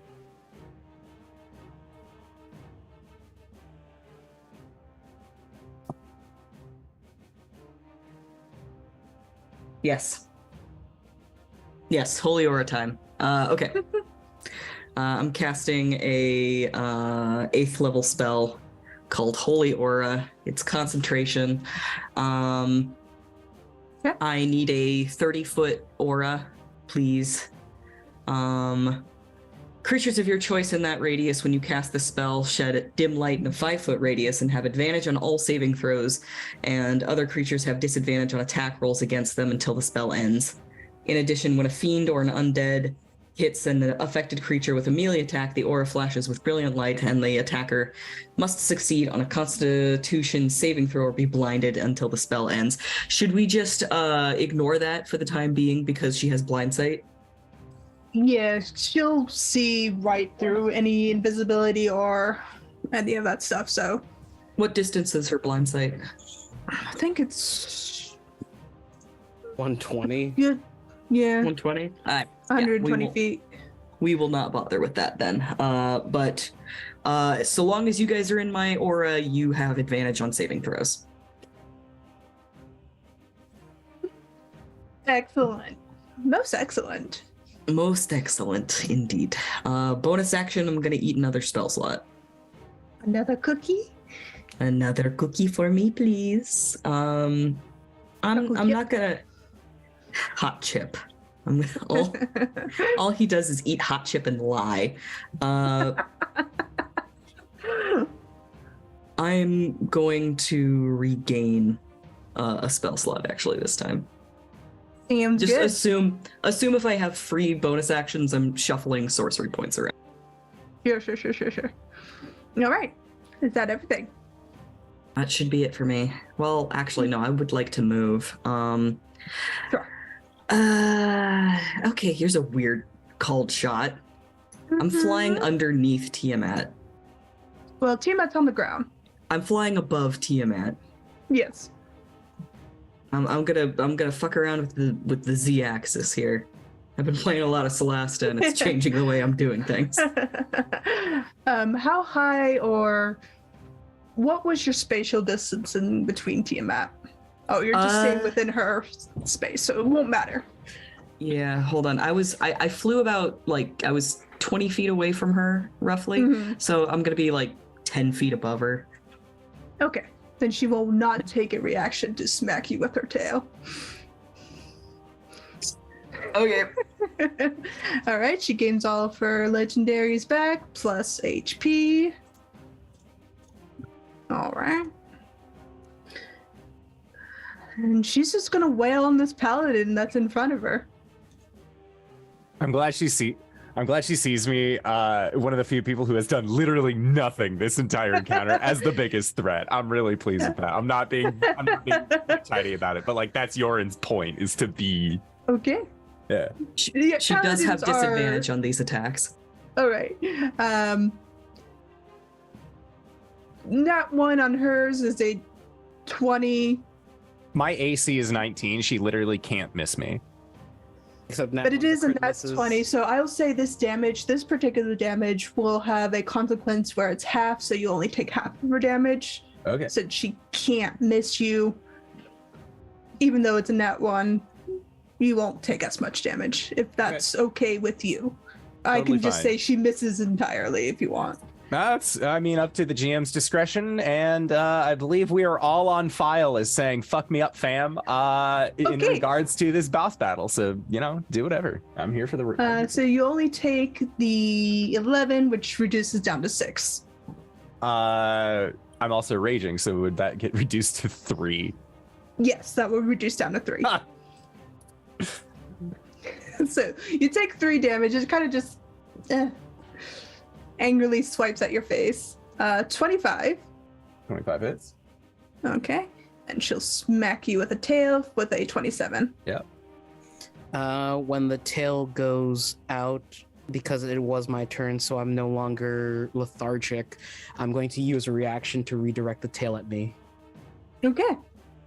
So 27 to you, Kai. The hits, and that'll be 36 piercing towards you. Cool. And 18 slashing damage towards you, Yorin. Oh, okay. So then reduced to 9. Yeah, her tail attack does piercing damage because it's spiky. What is it called? The Thangerizer? The Stegosaurus end? Thagomizer, yeah. Fake word that became popular among Always got that paleontologists. Thangerizer on him. Bangarang, am I right, fellas? All right.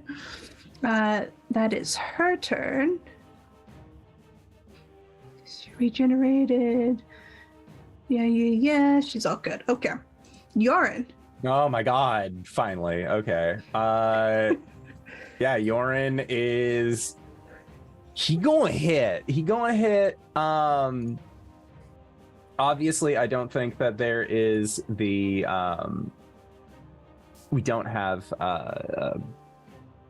the advantage from the Crusher thing that happened a while back, so it's just gonna be a flat attack.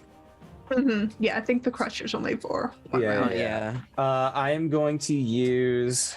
Let me check here. Now, just because I don't have advantage from that doesn't mean Yorin cannot reckless. So let's get fucking fighty on this one. I'm gonna reckless, reckless, and then great weapon master. So that way, I'll take the -5 on the attack. So whatever this ends up being, that was supposed to be. It's either going to be a 25 to hit. Yeah. 25. Okay. So the number that you are seeing here, I will have to make some additions on. So that is going to be so for a total of 23 damage from just the sword, but then Great Weapon Master gives me a +10 to bump it up to 33, and then since I'm raging, I get an additional 2, so 35 damage. I am going to use one of my 4th level spell slots for a Holy Smite. Is Tiamat considered a fiend on this stat block, or is she just a dragon? He is considered just a dragon. Okay. So that is for how many wings? What's a 4th level smite get me? 4th level. Oh, God! I have macros for this shit. Are you kidding me? 3, 5, 4, 98. It's 5d8. I think it's 5d8 sounds right. Okay. Oh. For an additional 14 points of radiant damage. Sorry, I came across as so aggro there. I was so appalled that you expected me to remember a number. A paladin number. You know, that class you've been playing for 5 years. I think for paladin they max out at 4d8. 4d8 at their top. Yeah. Okay, so it would have done. On a natural 20. Okay. If I remember correctly. Sounds good. I could be entirely wrong because 4th. So actually, it's a 68. Because the extra damage is 2d8 for a 1st level spell slot, plus 1d8 for extra spell slot, plus 1. Okay, well, then I get. She's also a fiend, so you get an extra 1. No, this one, this stat block is just dragon. Just dragon. Yeah, because they not have on 3 her- different stat blocks for Tiamat. Yeah. Right.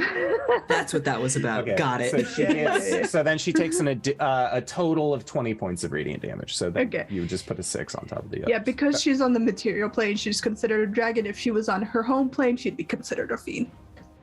Okay, and then second attack, 25 to hit again. Yes.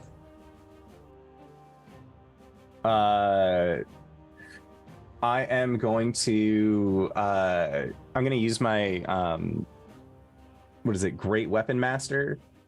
I think is what the name of that is. Savage Attacker. I'm going to re-roll the damage that I had on that one. That's much better. So then that also will end up getting +12 for a total of 36, and then I'm going to add my second smite on top of that. Again, a 4th level smite, and that is going to be for an additional 29 points of radiant damage. Nice healthy hit there. Ka-chunk, You ka-chunk. actually got her down to half health. And then, so that was both of my attack actions. Let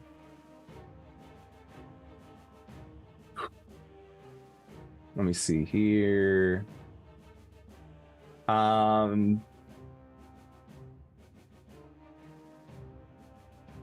Yeah, that's all I'm gonna do. All right. Or All you actually, gonna yeah, do? because I'm raging, I can't cast spells, so we're Yeah. good. Oh, wait, sorry, I'm a size category bigger because of enlarge. So I get an additional D4 damage on each of those. So I'm just gonna roll 2d4. I forgot the slash. An extra 2 points of damage on that one. Ayo. All right. All right. She's still at half health, but yeah. You did a good chunk of damage. Yeah, so Yorin, he's just hitting away. Just boom, boom. And like that symbol that is on his greatsword is just glowing. Like in this holy aura, he is using the strength of the people. He's the people's champion to fight on this one. All right. You use the strength of the people as you see something kind of formulate behind one of the great eyes of Tiamat as she comes to a quiet realization in the back of one of her mini heads. And Poppy, she's going to use a reaction at the top of your turn to try and fling you off. Okay. So, make me an acrobatics or strength throw. 24. Very good. You still cling on. Make me a dexterity saving throw. She follows up with another. All right, you're good. 29. You keep asking for the things that a rogue is very good at. Yeah. I have found my home. Let me remain. She pauses before she kind of raises one of her great many heads, and you see the green dragon head stare right at you, quietly assessing you. But it is your turn. Great. I forgot that I have my little clay construct friend, so I'm gonna move him in after he just saw Yorin do the big whack-whacks. You just see this construct go and walk over, and it's gonna make an attack. What is that? Does a 21 hit? Misses. Misses? Okay. All right, so that's its turn. It tried. And then It tried. Me, with that free hand still, first attack, 25 to hit. 25 hits. Excellent. We'll throw the sneak attack damage on top of that. That is an 8 plus 34 for a total of 42 damage. Bonus action. We'll hit again. Boop. For 16 points of damage. No sneak attack. Yeah. That'll be my turn. Okay, she uses the legendary action against you with her green head. Make me a Constitution saving throw. Okay. Oh. 19. You fail, you'll take 60 points of damage. That's fine. Poison damage. Okay. She opens her maw and a great breath of poison just kind of spews out from her. She seems to figure out how to deal with you. Oh, you finally noticed I'm here, huh? Okay, that's... Does the head that I'm on also take that damage? No, she's immune to all the damage that is elemental. Word. Oh, I have a reaction that I can use for that, I believe. Use that reaction. Oh, I also have evasion. How does evasion work? It won't work on a con save. On a con save? Okay. Yeah. It won't work. If it's a dex save, then yeah. I'm looking at my other. I have 3 other reactions. Hold, please. Okay. Does uncanny dodge work? You could have, yeah. Okay. Yeah, I'll have that. Okay. What was the total amount? 60. So 30. So I'll get. Okay. All right, that's it. That's my turn. Okay. I don't play rogues often. That's all right. Kai, it's your turn. You've waken back up as Tiamat is getting kind of jumped on by 3 of your friends. Boy, howdy, is she gonna get jumped on by another person? Sorry, I'm just doing some quick maths. Okay, cool.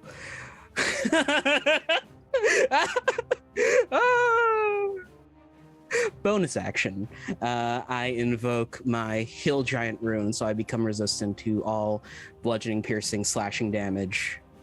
Lumbers over, looks down at Tiamat. I hope you're ready for this. And then raises the anchor above his head. Attack number 1, 30. 30 hits. 21 points of bludgeoning damage. And then I activate my Blood Frenzy tattoo for 17 points of necrotic. Okay. I heal 17 points. Nice. Attack number 2, 27. 16 points of bludgeoning, 20 points of necrotic. I heal from the necrotic. All right. Third attack, 31.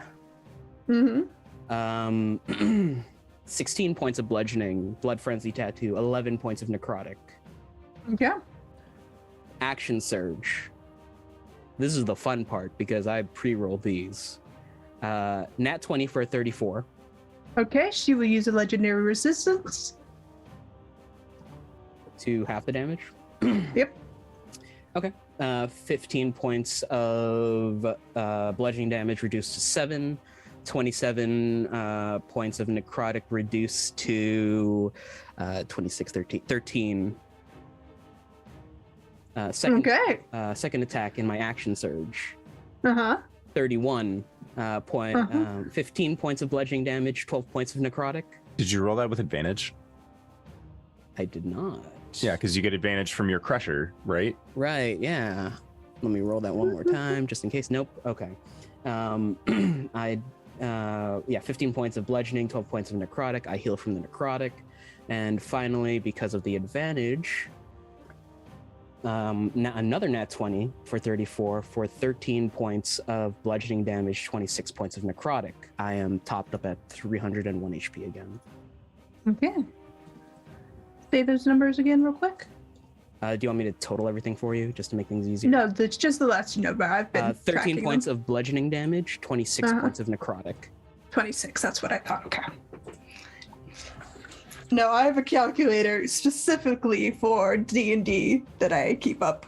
Hello, I am a fighter. All right, you did a sizable chunk, and she's not pleased by this, and she's gonna whip one of her heads around at you. Roll me a d4, because green's already been used, so she can't use that again. 4. Okay. Fire. Okay, the cone's gonna flip.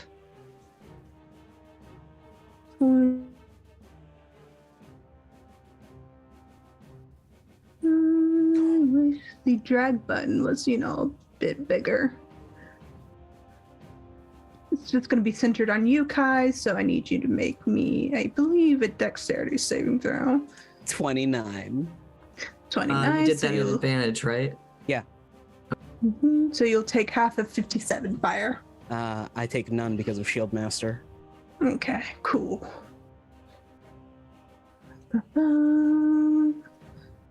Put that back down on the proper layer. She will bite you to follow up with that. Okay. Try to bite you. 35? Nope, disadvantage. 27. 27? Yeah. 32 slashing damage and 17 fire. 16 and 17. Okay. Okay. That was her legendary action. Lucius, it's your turn. Lucius on his turn is feeling that this is going pretty well. He's going to use his action to regain 18 hit points as he does a lay on hands. Okay. If I can't get healed, I'll heal myself. Oh, no, you're just not hurt enough to get healed yet. Excuse you, I'm hurt emotionally by this lack of care for the fighter. Bedside manner is not Lucius's strong side or strong point. Shit, do I want to go somewhere else? I'm doing pretty okay here. Yeah, she hasn't. Well, she noticed it, but you're not too much of a bother for her to care at the moment. Yeah, I'm gonna fly 30 feet upward, so now I'm 40 feet in the air. All right. You will leave her a range of space, so she will get a reaction against you, just so you know. Oh. If that will occur, then I will not do that. Okay. Saved right down in there. Because she has a 25-foot reach, so if you go 40, she's still gonna zap at you. Well, that's okay. Because this is a seaplane. It's my turn. I'm just gonna hang out here. All right. Just hang out there. You're doing your thing, all happy and cozy. Tiamat comes up and gets everything back. Oh boy, does she get everything back. But seeing as things are tilting in a wayward direction, you hear a vicious scream emanate from all 5 of her heads, and it kind of shakes the ground. I'll need Yorin and Kai to make me a dexterity saving throw from being knocked prone, as she's literally shaking the ground. For sure. And then I roll with advantage, but honestly, I don't. Yeah. The only the first 2 count. The third one didn't. That was an accident. Oh, but I do have advantage on Yes. dexterity saving throws because I'm raging. Yes. So let's see. So on the one where I rolled the 22, I'm actually going to use my inspiration die to roll an additional d12. I got a 30 on my dexterity save against getting knocked prone. So I think all Tiamat heads are shouting. Yorin in his rage just starts shouting back. It's just it's the husky who can yell the loudest. Yeah. Like the veins are all in his neck, his fangs are out. Just like saliva is coming down his mouth. Like not even blood. Like he's just like so hungry to eat this fucking god after we kill it. Yeah. What was your save, Kai? 32. 32. Yeah. So you both shave against this shaking ground, but as this kind of occurs, there's just a crack of lightning behind you, Kai, as you hear something up here behind you. And then you hear an utterance of a spell, and I need you to make me a Constitution saving throw. Mage Slayer. She's too far away. Mage Slayer. No, I don't have that. Constitution? Yep. All right. You still at advantage? Is this with is it an effect versus being poisoned? Yes, it is actually. I'm immune. Very nice. As this kind of cloud kill kind of pushes into your space, it's still pushing into the space of your friends, and next round your friends will have to make the save. But you hear the quiet footsteps of heavy armor as a silvered-haired paladin steps into the space. She summoned her paladin to her side to help defend her space. Dang it, it's Mary Palladino. Joke's on you. You are a non-option. Turns back to Tiamat.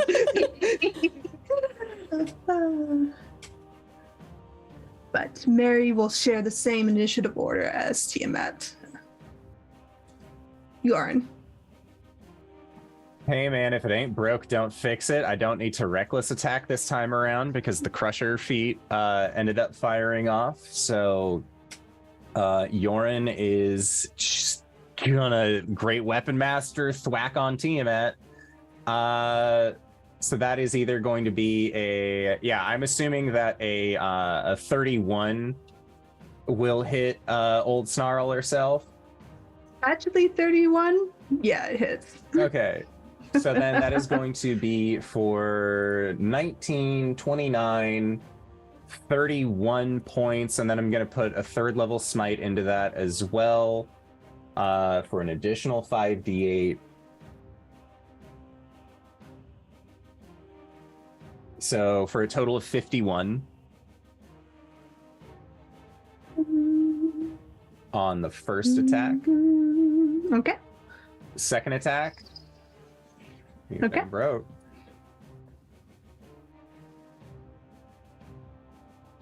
Yeah, so a natural 20. Very nice. Yes. So yeah, let's go, gang.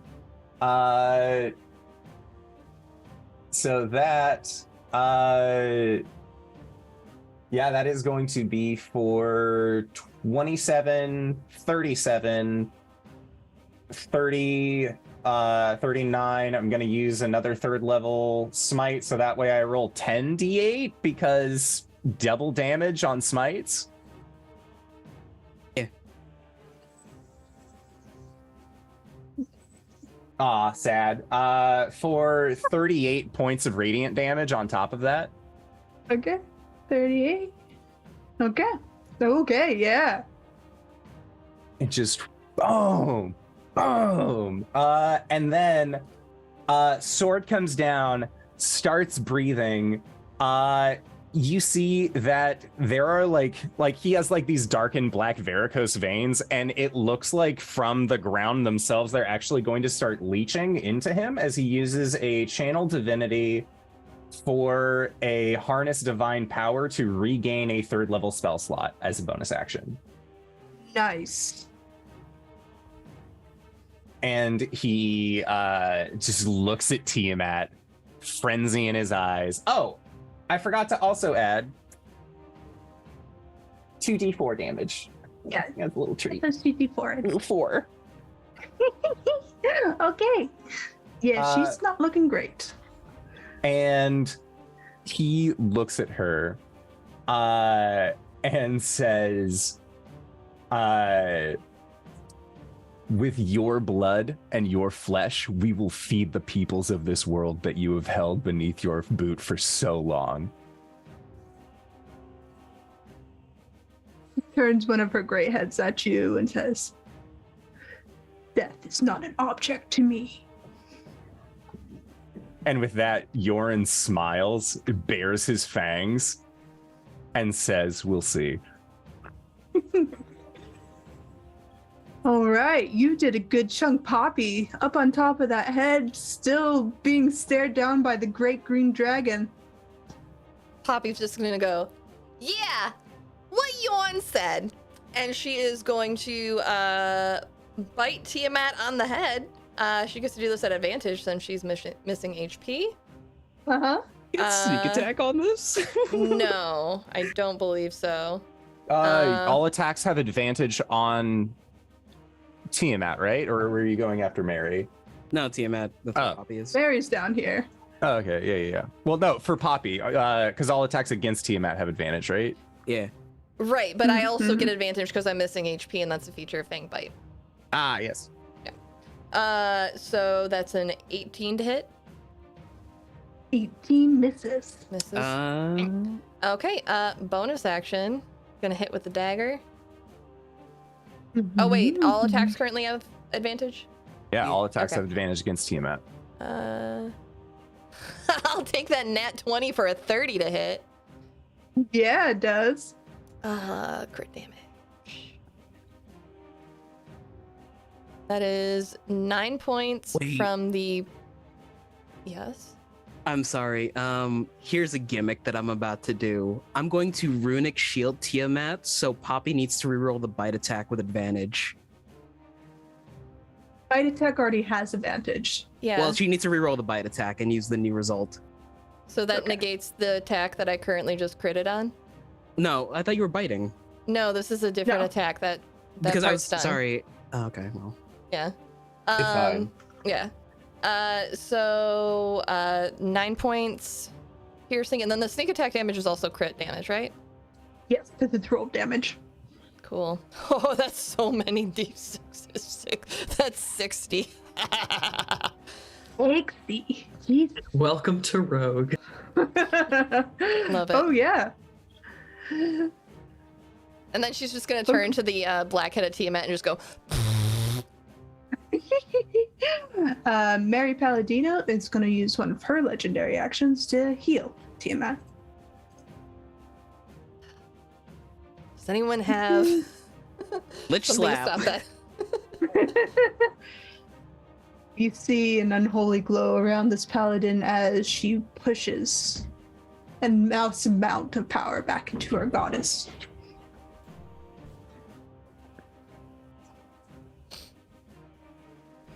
All right, Guy. Oh, I should have been. Okay, well, here we go. Once again, I'm torn into pieces. Foregoing the shield, Kai will double hand the anchor. Here we go. Oh, at advantage, right? Oh, no, advantage is over. Okay. So let's see. 25 to hit. 25 hits. For 12 points of bludgeoning damage, popping my necrotic rune or blood frenzy rune again for 22 points of necrotic. Okay. Second attack, 30 for good hit. 15 points of bludgeoning damage and 13 points of necrotic. Mm-hmm. Final attack. Holy shit. That's a crit. Mm-hmm. Mm-hmm. She'll use her resistance on that. I'll have fun with 28 reduced to 14 and 36 reduced to 13. And I believe I am back up to full again. Oh, I forgot about my construct again. Poor It's thing. having fun. It's just there having fun. It's okay. I'm just gonna assume it's not here at all. It's just gonna go off and do its own thing. I'm not remembering it anyways. No, it's been doing the Napoleon Dynamite dance in the background, just like acting as like a little cheer guy. He knows the boogies for real. Like that's how we all know. Okay, is that everything, Kai? Bonus action. Oh wait, no, because what's it? That was Shield Master. Fuck it, Fire Rune. Have Tiamat make a strength save. Okay. This is a spell. No, it's a class feature. Okay. 25. Reroll that. 27. Or 25. All right. 26. All right. Well, 2d6 fire damage, save for half. DC 19 to He's save immune from to being fire. restrained. Yeah. I was hoping for the restrained. You would have advantage against that. Yeah. Sucks to suck. All right, that's it for me. All right. I think I activated all my shit. Yeah, I did. Yeah, her strong features are not being unconscious and not being restrained. All right, is that everything, Kai? Yeah. All right. Lucius, you see the paladin appear on the field with crack of lightning, and she's got some power behind her, especially with her goddess presence being there on the material plane. I can see that. Shoot.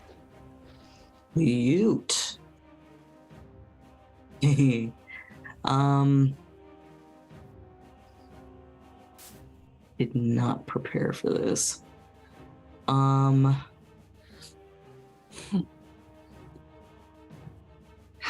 Is everybody's health accurate on the Roll20? Yep. Fuck, dude, you guys are doing great. This sounds like just the kind of distraction that could be the beginning of the end for us.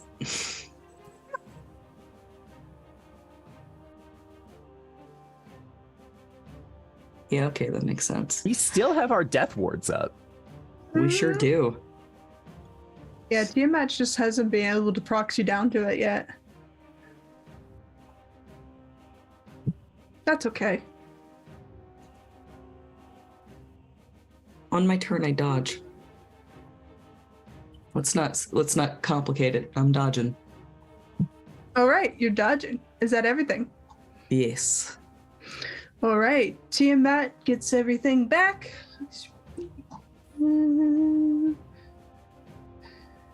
Mary will actually go before Tiamat this round because she's been waiting. Tell me what Hero's Feast does again. Immunity to fear condition and immunity to poison, plus some HP off the top. Yes. Those things. Any advantages? No. That's it. Perfect. It's just the immunities and the temporary HP. But within the hero's aura, we all do have advantage on all saving throws, right? Yeah. Advantage on saving throws and disadvantage on incoming attacks. Okay. Mm-hmm. Mary, the unshaken, unfeared.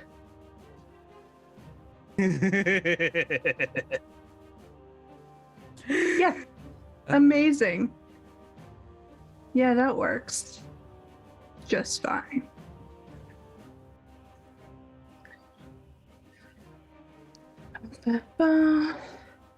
I need Lucius to make me a wisdom saving throw. Okay.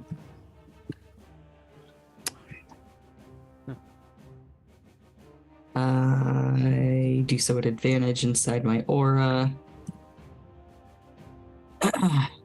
Natural 20 for 21. That doesn't make it. I would like to use my inspiration. Very well. I'm going to use one, and if that doesn't make it, am I allowed to use another? One per turn. You also But have you only everybody needed gods, by the one I already point used to it. Succeed. I'm at 30 now. Okay. That succeeds, so the spell does not take for you. But that's Do okay. I get to know what it was? No. Because that was just a bonus action, part of her. I built Mary as a legendary creature, and boy, was that fun. But anyways, she's gonna come up to this big turtle person. Yeah, she's gonna have a little fun here. That misses. Does a 20, not 20, hit you, Kai? No, I'm immune to nat 20s, actually. Sorry, it's not hit. Was that at disadvantage? Yep. Holy shit. Double nat 20, baby. Hit me. All right. So you're being hit with a weapon of certain death. It's a longsword. And you cannot gain HP until the start of Mary's turn. So you take 15 initial slashing damage from Mary, plus her rolling d8. 2 rolling d8, excuse me. 6. 9 for that initial one, and she's gonna push into 3, 4, 5, 6. 28. So 9 plus 28 plus 15 for you. What's the 28 damage wise? It's her divinity. It's her divine smite. She, instead of using the spell slot, she's just using it as a Got it. Yeah, I a just hard wanted another smite. damage type for resistances. Yeah, it's radiant, I guess. But she's come up and smacked you. She seems rather unafraid of you. And then Tiamat going after Yorin. 24, 27, and 28 to hit you. All of Yorin. it good.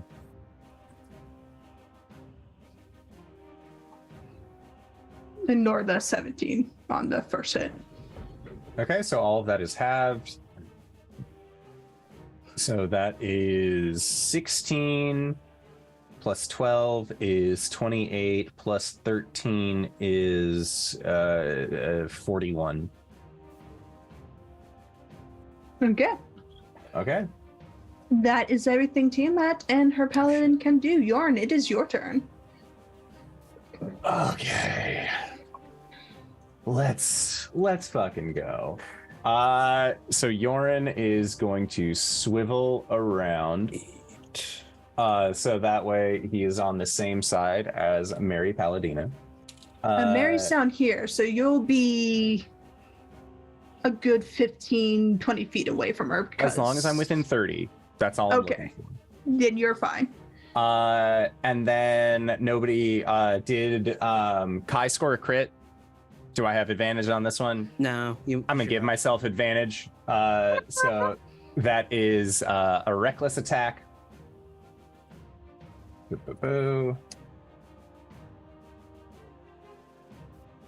For a 21 to hit.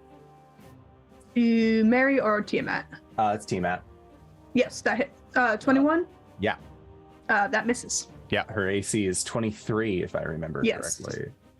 For this particular one, her AC normally is 25, but brought it down. Okay. And that is a 22 to hit. Misses. That is true. You do have inspiration. I used my inspiration earlier. Did you? Okay. Yep. That is no worries on that. Because I am going to use my bonus action. Where is it? Bonus action. I'm going to channel my divinity, and I need Mary to make a wisdom saving throw. Yeah. She's looking to beat a 16. 20. 20? Okay. 30. Then yeah. Yorin has had a very unsuccessful turn. But that's it. All right, Poppy. All right, Poppy's gonna try for that bite attack again. Mm-hmm. Fanged bite.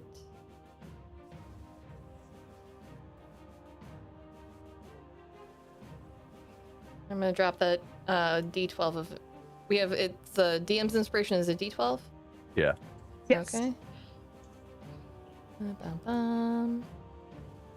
Looking to beat a 23.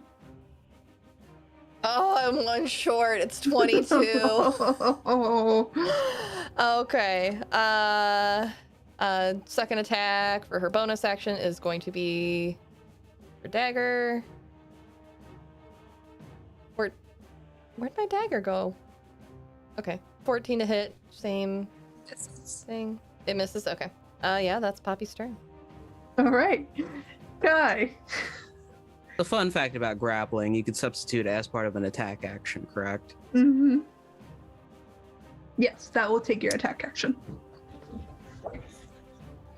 Could I also, because I have multi-attack, attack as part of that action? So basically like grapple and then natural attack? No, you would have to take an action surge as the grapple is the full action within itself. Okay.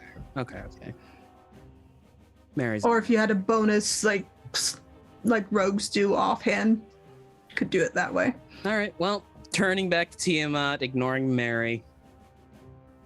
32 to hit for Tiamat. Yes. 20 points of bludgeoning damage. Next up, 33 to hit for 16, and then 26 for 16.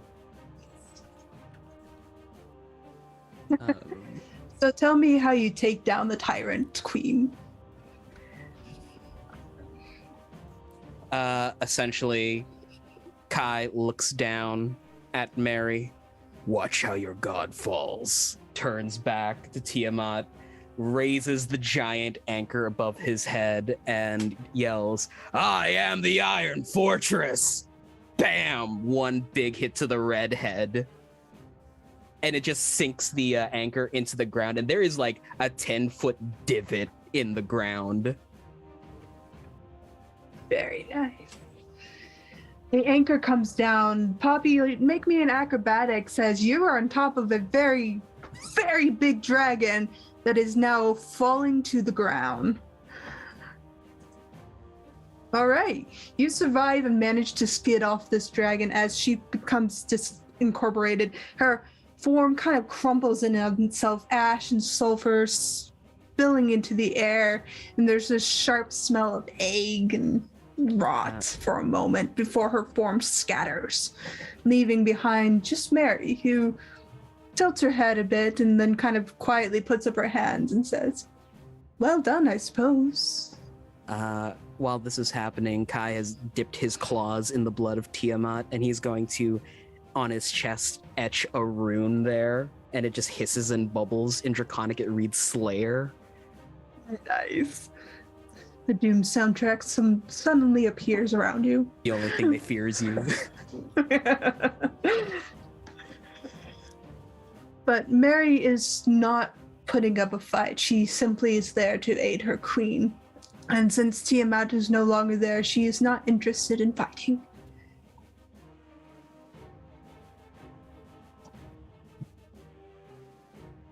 We got 10 minutes on this.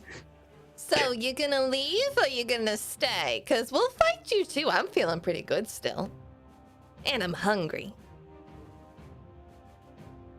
Mary puts up her hands and says, "My work has been uprooted. Best of luck." I think As it was gives more a bow. dissolved, but whatever. She gives a bow to all of you, respectfully acknowledging her defeat. She's not really one to react in the forefront. She's much of a schemer. But she'll leave. As Yorin, as she says that her work here is done, if it is all right with the table, I would like for Yorin to rush up using the greatsword and remove her sword hand. Do it. Ooh. You don't understand how many problems she's caused for us. Do it. This is catharsis. I would very much like to remove a fellow paladin's sword hand. All right. See if you can hit her AC. Okay. Can you take the whole arm? Yeah. However much you want me to take. This is the people's elbow as a greatsword. I will say a paladin is weakest at the elbow. Okay, this is a reckless attack. For a natural 20 on a reckless. He's immune to all critical hits. Oh yeah, that adamant. That doesn't matter because this is still part of my great weapon master, meaning that's a 32 to hit. Holy butts. So then she is going to be taking still raging. So that is going to be for 26, 28, 38 points of damage. I'm going to toss in a 3rd level smite onto this. She will remember this day. Holy fuck. Yeah, she will. For an additional 16 points of radiant. That also critical? Well, she's immune to critical hits, right? So I don't. Yeah, she's immune to all critical. She has armor that negates all that. That is still all right with me. This is like, she's like, "I'm done here. If it's all right with you, I'm going to bat." And there is just like anime blood spray coming from her right arm or whichever, like right or left, whichever one she fights with. Don't let that go to waste. She looks at her arm that is now on the ground, looking at where you've cleanly cut, and you see fire roil into her other hand as she presses it to this wound and cauterizes it. There's no grimace as she maintains eye contact with you, Yorin, and she says, "Yeah, go for it. Your lands will be raised just as much as Griffin Hollow's was." And he will grab her by the collar and say, "You will bleed as the people have bled. Serve your time." She doesn't offer up resistance, but she just has this knowing smile on her face. That's all Yorin's doing. All right. You now have a willingly captured paladin of Tiamat in your grasp. The battle was over for now. You can take Mary back to the council, but there is a lot to do. Tell me how your story ends tonight. Drinking so much of that Tiamat blood. Oh my god, like BB needs food. Tummy. Like drinking the blood. Yeah, if there's anything left of Tiamat, Poppy's joining in on that. Yeah, just Poppy and Yorin just like Silly straw bathing in right the into blood that. of gods. It's bitter like coffee, strangely. Delicious. It's an acquired taste, but I'm acquiring it quickly.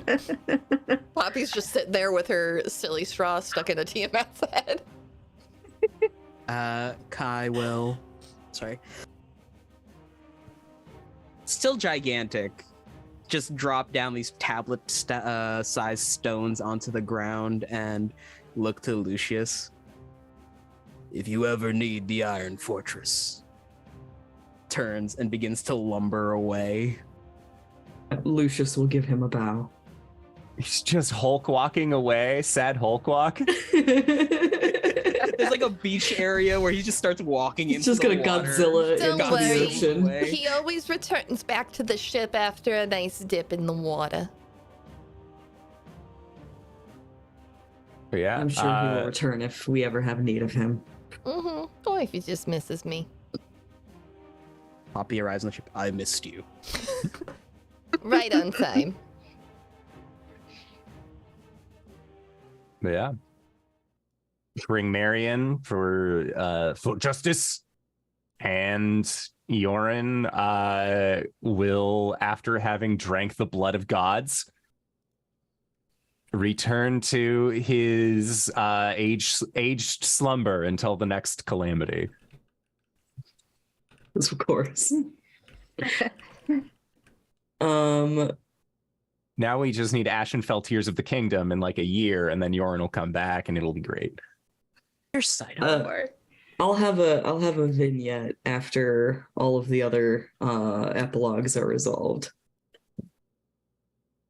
Poppy doesn't have one. That drinking Tiamat blood is Poppy. In that case, later when Mary is imprisoned, she will find Lucius coming to her with a tea tray, fully kitted out, and he will take tea with her, and he will say, "Clearly, that god was not worthy of you, but perhaps we can talk." She turns her head towards you and kind of gives you a look over. And what makes you so worthy of my time? She leans towards you and says, "Tell me, little sorcerer, what do you think this all leads to? Tiamat was for your safety, not mine. The king in yellow arrives in 3 days." As she leans back. The hell he does? Boy is grounded for a month. What? Oh, sorry. I think that raises his eyebrows a little bit, and he just like takes a sip of his tea demurely and says, "Seems we do have a lot of talking to do." She nods. Let's talk. And as that scene kind of fades away, you and Mary have a polite conversation about the upcoming King in Yellow. I have Much one is joke. done. Oh, sorry. Yes. I have one joke that's just for us. Save it for the after show. Okay, fine. Knights in the courtyard. The kingdom is saved. Ashenfell is in recovery. But a stark warning lingers as 10 years have passed, and the King in Yellow keeps his promises. And he arrives in 3 days' time. But well done, my friends. Well done. Awesome. Well, let's go around and say our goodbyes real quick. Here on the channel, we like to highlight some charities. So if y'all have a charity that you'd like to shout out, feel free to do so. I will be going last. Jen, why don't you go ahead and kick us off? Hi, I'm Jen, and I champion the Little Princess Trust here in the UK. They are a charity that provides real hair wigs towards children who have lost their hair either through cancer treatments or other childhood diseases that occur here in the UK and around the world. They are providing over 12,000 hair wigs currently and are bumping that number up each year. So that's a charity I highly recommend here.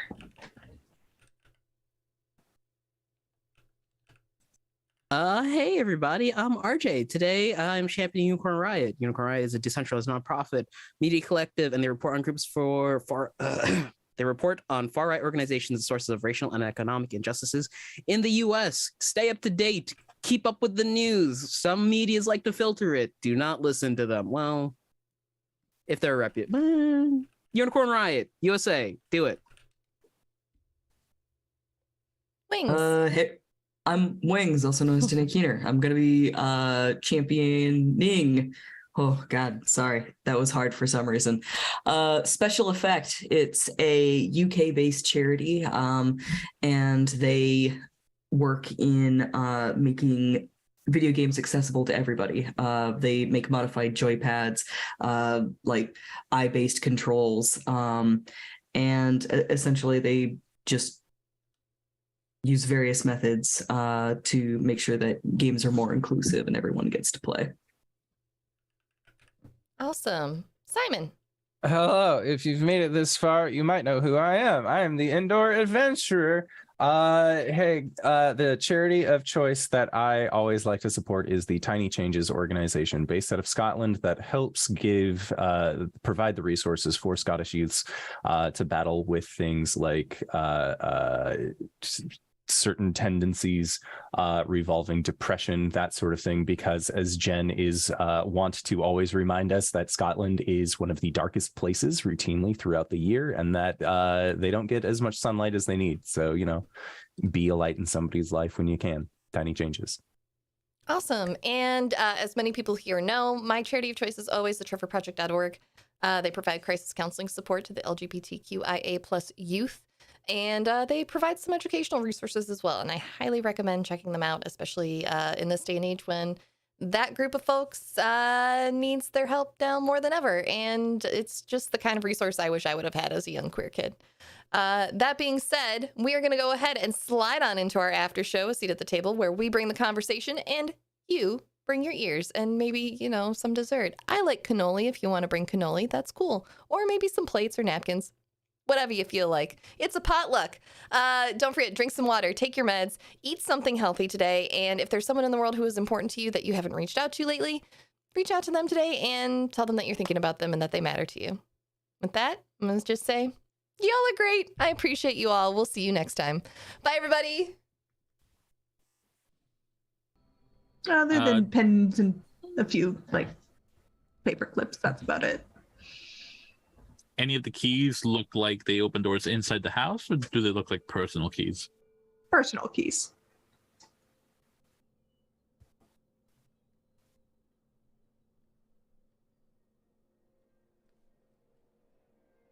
Okay. I will try to intimidate them into being quiet by punching a hole through a wall or something sturdy enough to drive the point home. The walls around you are made of concrete, so if you punch a wall, it's going to be noticed.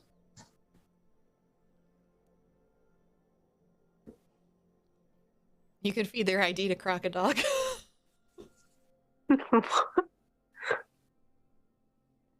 I'll feed some